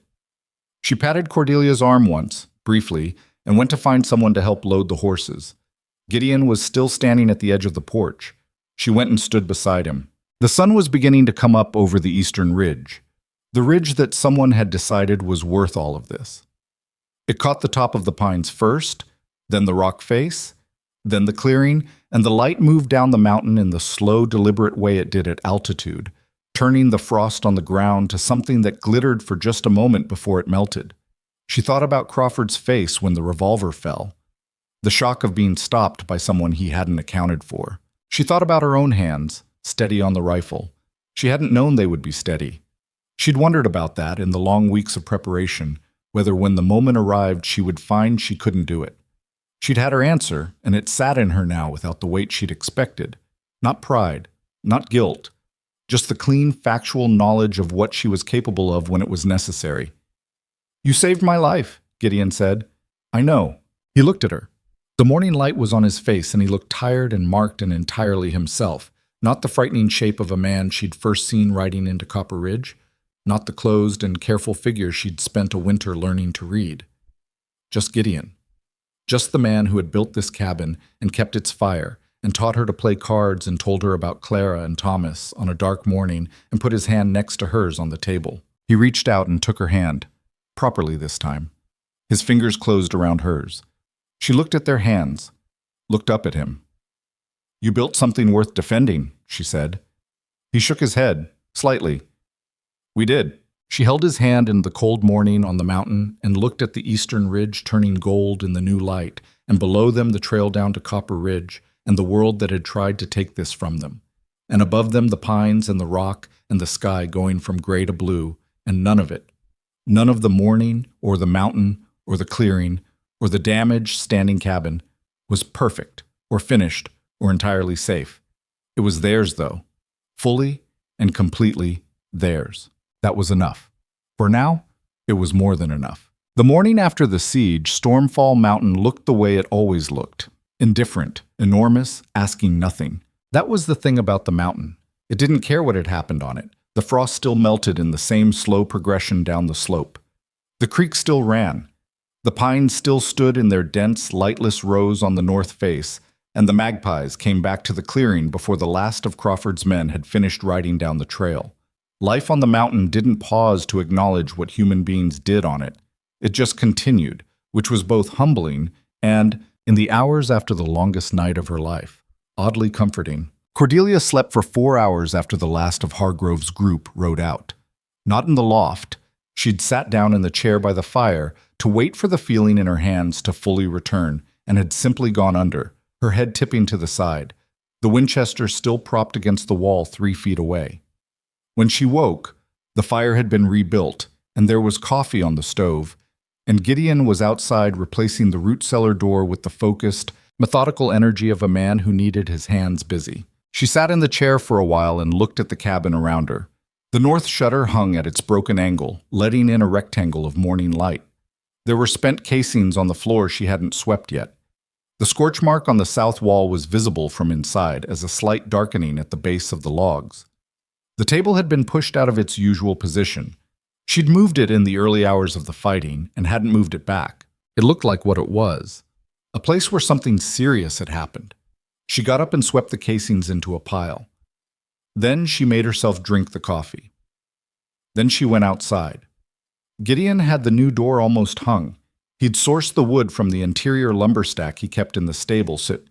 Spare planks he maintained for exactly this kind of repair, which told her that he'd always known, on some level, that a day requiring quick repairs might come. "You should sleep," she said. "I will." He tested the door's swing. It caught slightly on the lower hinge. He adjusted it. After this. She watched him work for a moment. He had a cut above his left eye she'd cleaned and closed with 2 stitches the previous night. She'd done it herself, which had been an exercise in steadiness she was privately proud of, and it was going to leave a mark. He had other marks too, older ones, that she'd cataloged over 2 years of shared proximity. The scar across his right palm from something he'd never explained. The 3 lines along his jaw that she suspected were from an animal encounter, though he'd said only a long time ago when she'd asked. He was a man who had been in the world in a physical way for a long time, and the world had left its record on him. She realized she'd been staring. "What?" he said, without looking up from the hinge. "Nothing." She went back inside and started moving the table back to its proper position. Hargrove came back up the mountain 4 days later, alone this time, on a bay horse that picked its way up the trail with the careful dignity of an animal that had opinions about steep terrain. He had papers with him. She saw them when he reached into his coat, a sheaf of documents that he handled with the reverence lawyers reserved for things that had taken considerable effort to produce. They sat at the table, the 3 of them, and Hargrove laid it out. Crawford had been transported to the territorial sheriff's jurisdiction the morning after the siege. The charges were serious: organized assault on a private residence, conspiracy to defraud through false land claims, destruction of property. Hargrove had filed the criminal complaint himself, along with signed statements from every man who'd come up the mountain that night and seen what was there to be seen. "His lawyers are very good," Hargrove said, with the honest caution of a man who dealt with very good lawyers from a position of having less money than they did. They'll work to minimize the charges. They'll argue his men were responding to a legitimate land dispute. They'll try to make the night look murkier than it was. But, Gideon said, 8 witnesses who came up that trail and saw a man's home under fire while he was inside it is not a murky situation. Hargrove straightened the papers on the table. More importantly, and this is the piece that matters most for your long-term security, we found the survey marker. Cordelia looked up. Cord, Hargrove said, with a slight smile that was the most openly pleased expression she'd seen on him. Cord has been in this territory for 30 years. He knew where the 1869 survey team had camped.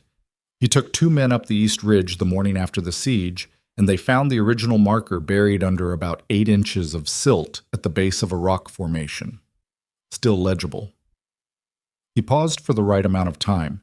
Your eastern boundary is exactly where your land grant says it is. The ore deposit is fully within your claim.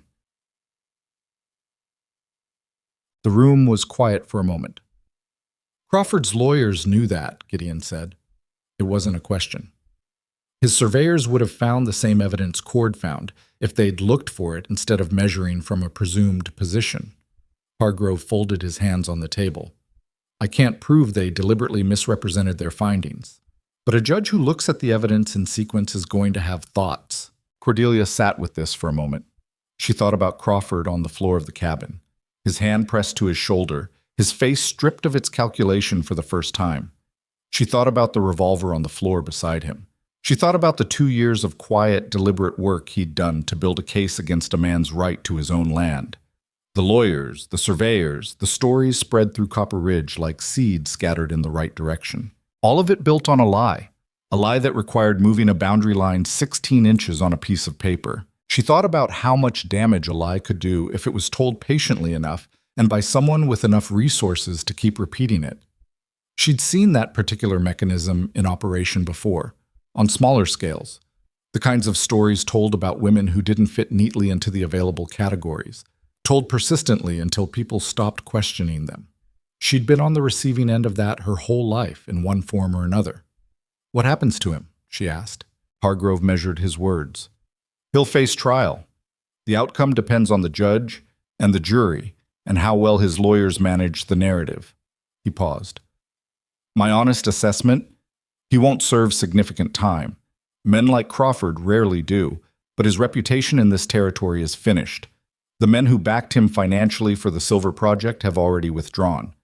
I have that on reasonable authority. So he loses the thing he came for, Gideon said. Yes, and loses it publicly, which for a man like that is its own particular consequence. Gideon was quiet for a moment. She looked at him, trying to read what that settlement landed as in him. Not satisfaction, she thought. Something more complicated. The particular feeling of a thing being resolved that had taken too much from you on the way to its resolution to feel entirely like a win. All right, he said. What do we need to sign? The legal process took the better part of 6 months, which was faster than Hargrove had initially estimated and slower than either of them would have preferred. There were documents and depositions and 2 trips down to the territorial court that Cordelia had not anticipated enjoying and found she didn't. Courts were built for people who had time and money and patience, and they had the patience but not unlimited amounts of the other 2. Hargrove worked on a fee structure that Gideon described as fair, and Cordelia suspected was substantially less than his actual rate, which she filed away as a debt she intended to repay in some other form over time. Crawford stood trial in August. She didn't attend. Gideon offered to take her, and she thought about it for a full day before deciding no. I don't need to see him in a courtroom, she told Gideon. I've already seen him on the floor of our cabin. That's the version I'll keep. He understood that. He didn't go either. The verdict came back through Hargrove by letter. Guilty on 2 of 5 counts, sentenced to 18 months and a substantial fine, with the land claim formally and permanently adjudicated in Gideon's favor. Crawford's lawyers had indeed been very good, and 18 months was light for what he'd done, and Hargrove's letter acknowledged this with a restrained professional disappointment that she read accurately as quiet fury kept in correct form. She read the letter twice, set it on the table, looked out the window at the south clearing where the kitchen garden was in its full summer state. 2 rows of beans, a row of peppers that had thrived beyond her most optimistic projections, squash taking over the corner where she'd given it too much room.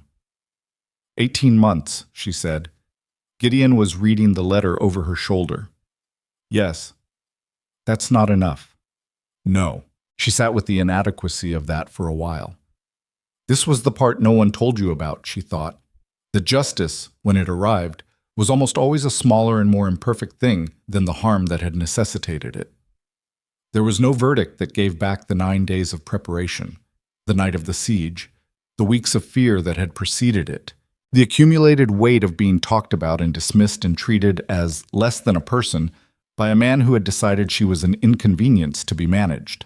18 months and a fine for all of that. She folded the letter and put it in the oilskin with the land grant papers. All of it in the same place now. The document that said the land was theirs and the document that confirmed no one could take it. She put it back on the shelf. Is it over? She asked. Gideon looked at the shelf. The legal part, yes. And the rest of it? He thought about this in the way he thought about things, slowly and without pretense. Crawford won't come back. He's finished here. His men scattered after the siege and most of them left the territory. The ones who didn't aren't going to come up this mountain again. He paused. But the rest of it, people knowing what happened, what it means, what you did. He stopped. What? She said. He looked at her. You're not the same person who came off that stagecoach. You know that. I know I'm not, she said. I didn't know you'd noticed. I notice everything about you, he said. He said it without drama, as a plain statement of fact, in the same way he said everything. And then he went outside because he was Gideon, and too much directness in one stretch required a period of physical activity to balance it out. She stood at the window and watched him go, and felt something in her chest that had been building for a long time, and that she'd been sensible enough, or perhaps just busy enough not to look at directly. She was going to have to look at it soon. She understood that. So September on the mountain was its own particular kind of beautiful, not the dramatic beauty of the full summer, or the stark beauty of deep winter, but something more negotiated, more earned. The leaves on the aspens turned gold, and the afternoons shortened, and the light went slant and amber, and the air had a sharpness in the mornings that reminded you winter was forming its intention somewhere north. She was in the stable brushing river when Agnes arrived. She heard the horse coming up the trail and knew it was a single rider and non-threatening from the pace, and came to the stable door to watch Agnes ride into the clearing on the gray horse she'd apparently purchased in June. Agnes rode with the slightly upright posture of someone who'd learned as an adult, competent but not comfortable. She'd been up twice since the siege. The first time, 3 weeks after, she'd brought Cordelia a jar of put-up peaches from her kitchen garden, which was a thing that still made Cordelia feel a particular way that she couldn't fully articulate.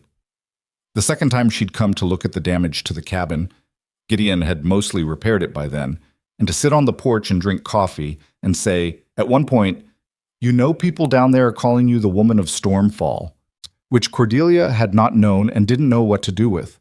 What does that mean? She'd asked. Agnes had considered it. I think it means they've decided you're a person, which is more than some of them were doing before.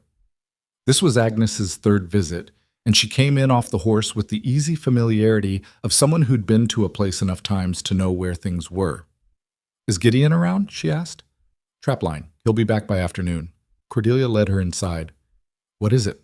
Agnes sat down at the table in the way she sat, direct, with her hands flat, like she'd made a decision before she came in. Thomas Webb is in town. It took Cordelia a moment. Aldous Webb's brother, he's a surveyor, came in from Helena last week. He's been asking about the Eastern Ridge. Agnes looked at her steadily. Not for Crawford. Webb's brother has no connection to Crawford. I checked before I came up here. He's working with an independent mining company out of Denver. Cordelia sat down. The silver? She said. Yes. Agnes paused. They want to approach Gideon about a working arrangement, not purchase. They understand that's not available. A revenue-sharing lease on the Eastern Ridge extraction rights. The company works the ore. Gideon and you keep ownership of the land. You receive a percentage. She was quiet for a moment, turning this over. Why are you telling me instead of going directly to Gideon? Agnes looked at her with a slight expression that on another face might have been a smile. Because I've spent enough time up here to know that you're the one who will ask the right questions before he decides anything. She paused.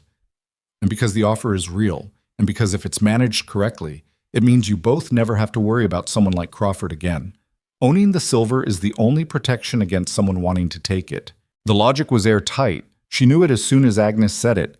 If the deposit was worked under their terms by an entity that had no interest in stealing the land because they had what they needed from it through legitimate arrangement, then the mountain stopped being something that could be coveted and became something that functioned. A working mine created its own kind of security, one that courts and land documents provided in theory, but money and employment and established economic relationships provided in practice. Crawford had wanted the silver because it was just sitting there, untouched, a prize available to whoever was bold enough to take it.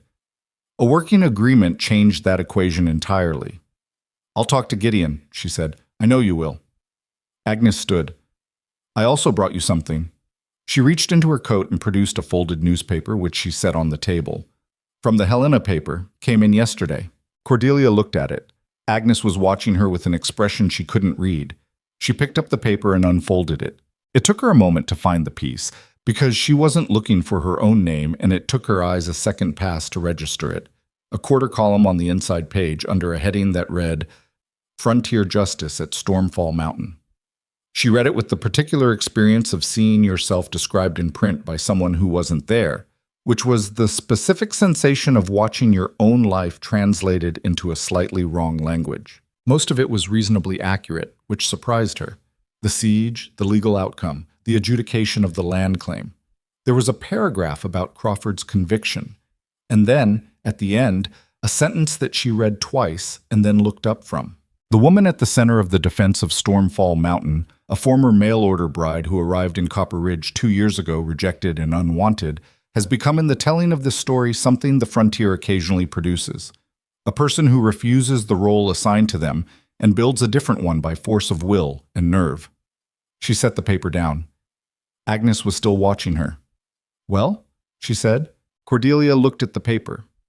She looked at the window where the pepper plants were still in their pots, smaller now as the season turned and she'd begun hardening them off for the year's end.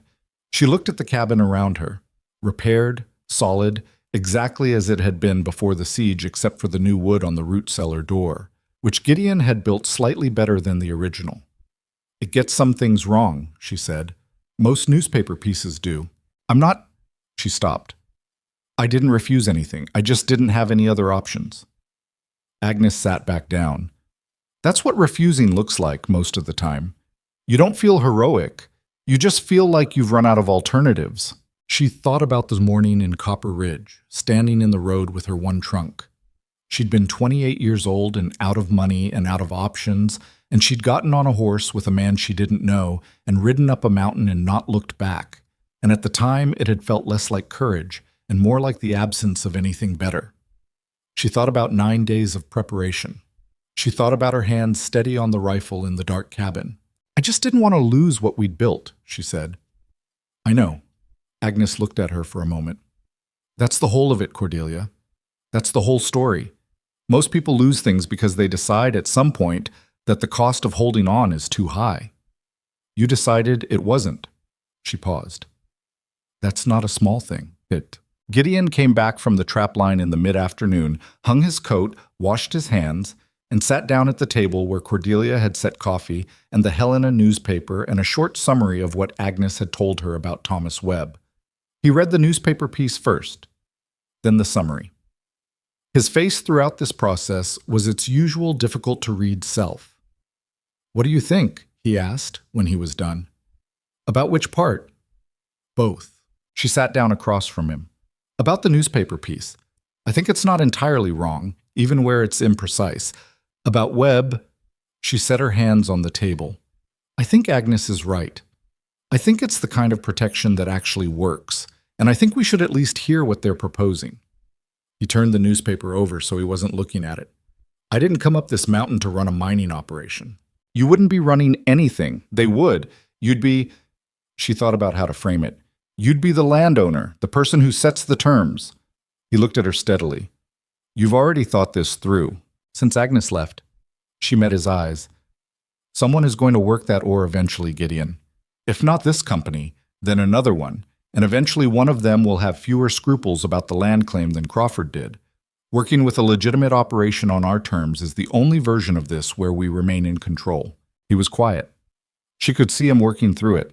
The same process she'd watched him apply to everything on this mountain, the breaking of a problem into its components. He wasn't fast, but he was thorough, and he didn't pretend to have made a decision before he had. I'd want to see the company's existing operations, he said, and review any agreement with Hargrove before anything is signed. Of course. And I want the first clause to specify that all primary access roads run east of the boundary, not through the main property. She hadn't thought of that specifically, but it was exactly right. Yes. And I'm not interested in a percentage so small it amounts to charity. If the deposit is what the assay says it is, the number needs to reflect that. Agreed. He looked at the table, then back at her. You're going to be the one who negotiates, aren't you? It wasn't really a question. She answered it anyway. Unless you'd rather. He shook his head. You're better at it than I am. She didn't disagree. Gideon had many qualities, but the patience required to sit across a table from someone who was trying to offer you less than something was worth and dismantle their argument point by point. That particular skill required a combination of precision and social awareness that she had, and he didn't. Not because he lacked the intelligence, but because dealing with people across a table made him angry in a way that he controlled but that showed. And the moment it showed, she'd lose ground. She'd learned this about herself over 2 years of shared life. She was good at the kinds of problems that required sitting still and thinking through. She wasn't impulsive. She didn't perform emotion for an audience. She could hold 2 contradictory ideas in her head at once and examine them both without deciding prematurely. These had been liabilities in contexts where people wanted her to be smaller and more decorative and less likely to have an opinion. On Stormfall Mountain, with Gideon, they were just useful. They were what she brought to the partnership. He brought other things. All right, she said, I'll meet with Webb. He nodded. Then, the newspaper piece. She looked at him. What about it? He picked it up, read one line of it again. She could tell from his eye movement, set it back down. Does it bother you, being written about? She thought about it honestly. A little. The version of me in that piece is a simplified thing, but... She paused. The person who was standing in the road in Copper Ridge getting laughed at doesn't exist in that piece. And I'm glad she doesn't. He looked at her for a moment. She had her uses. She blinked. What? The woman who stood in the road and didn't run. He said it carefully, like he was checking the words before they came out. She's the reason you're here. She's the reason you got on the horse.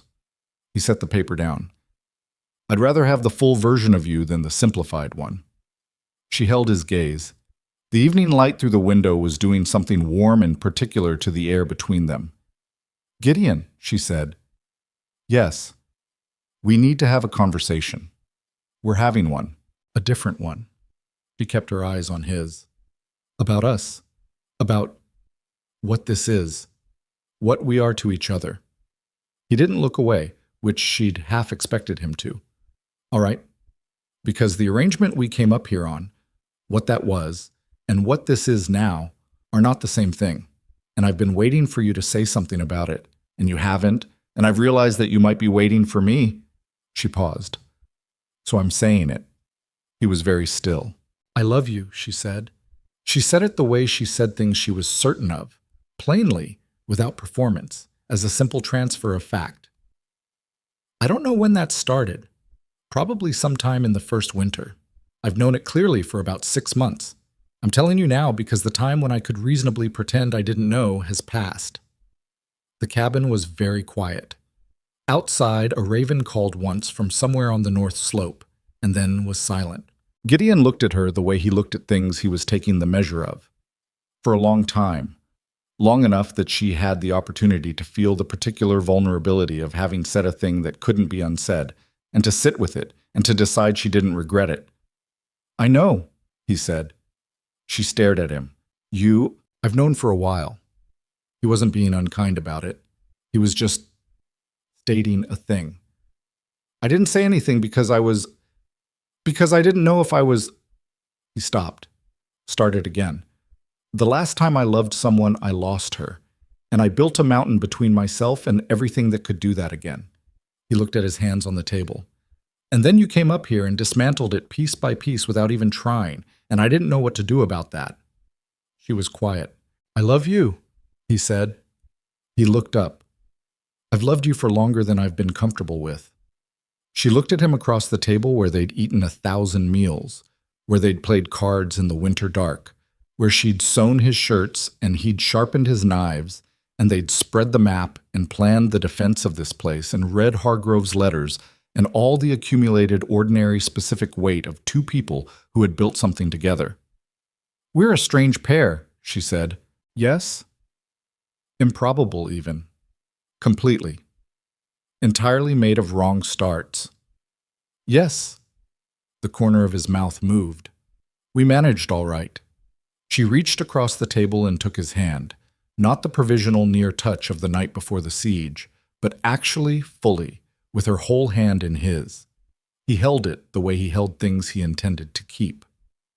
They were married in October, in Copper Ridge, in Hargrove's office, which was the only building in town with enough paper in it to satisfy the legal requirements, and which Hargrove seemed privately delighted about, though he maintained a professional composure throughout. Agnes was there.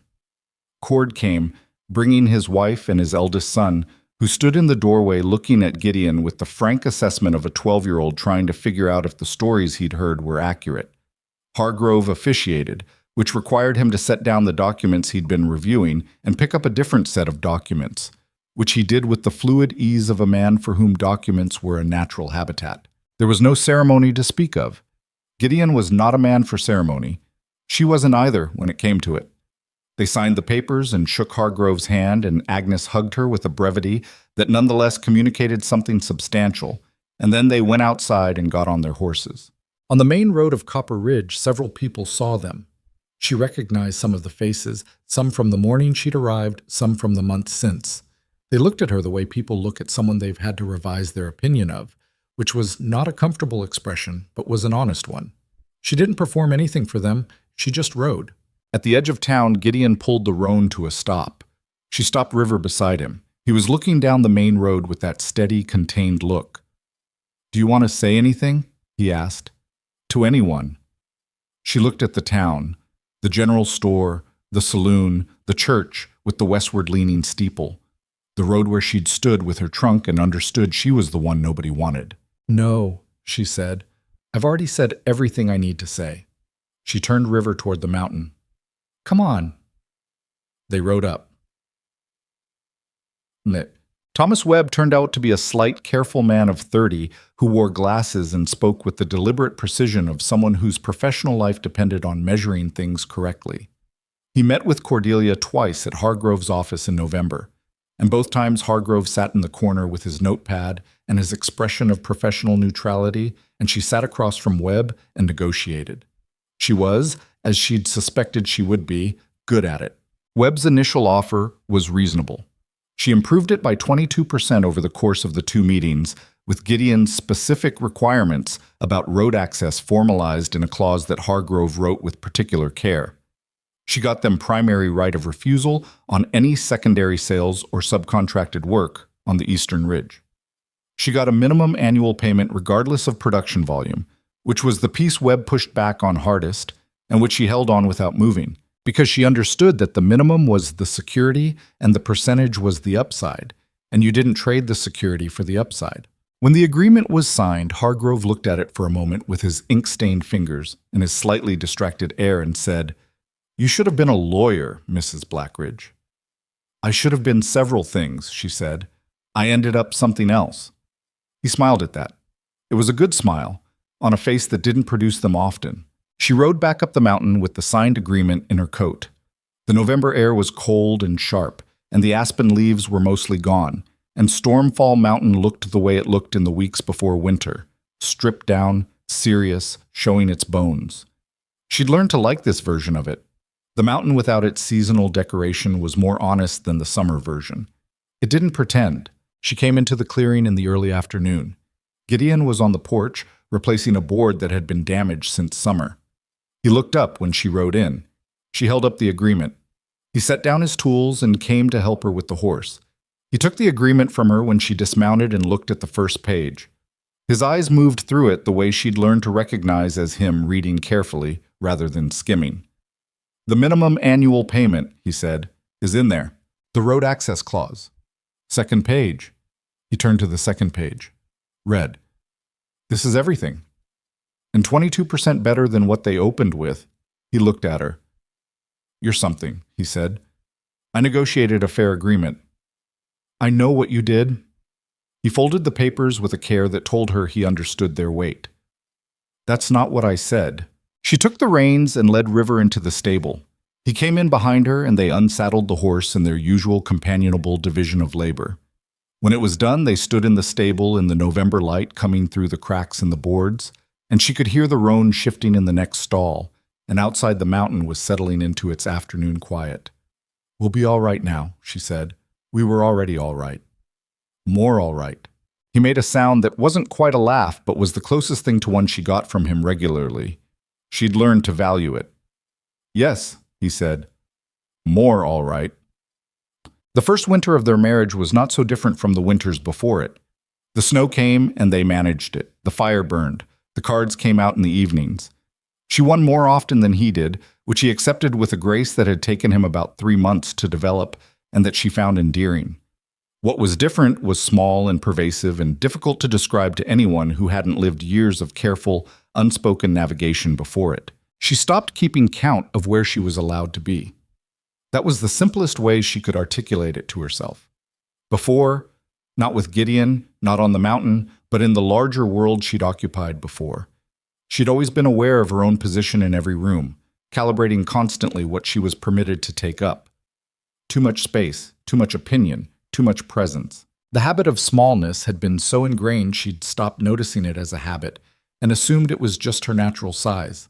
On the mountain, she'd started taking up more room. It had happened slowly, but it had happened.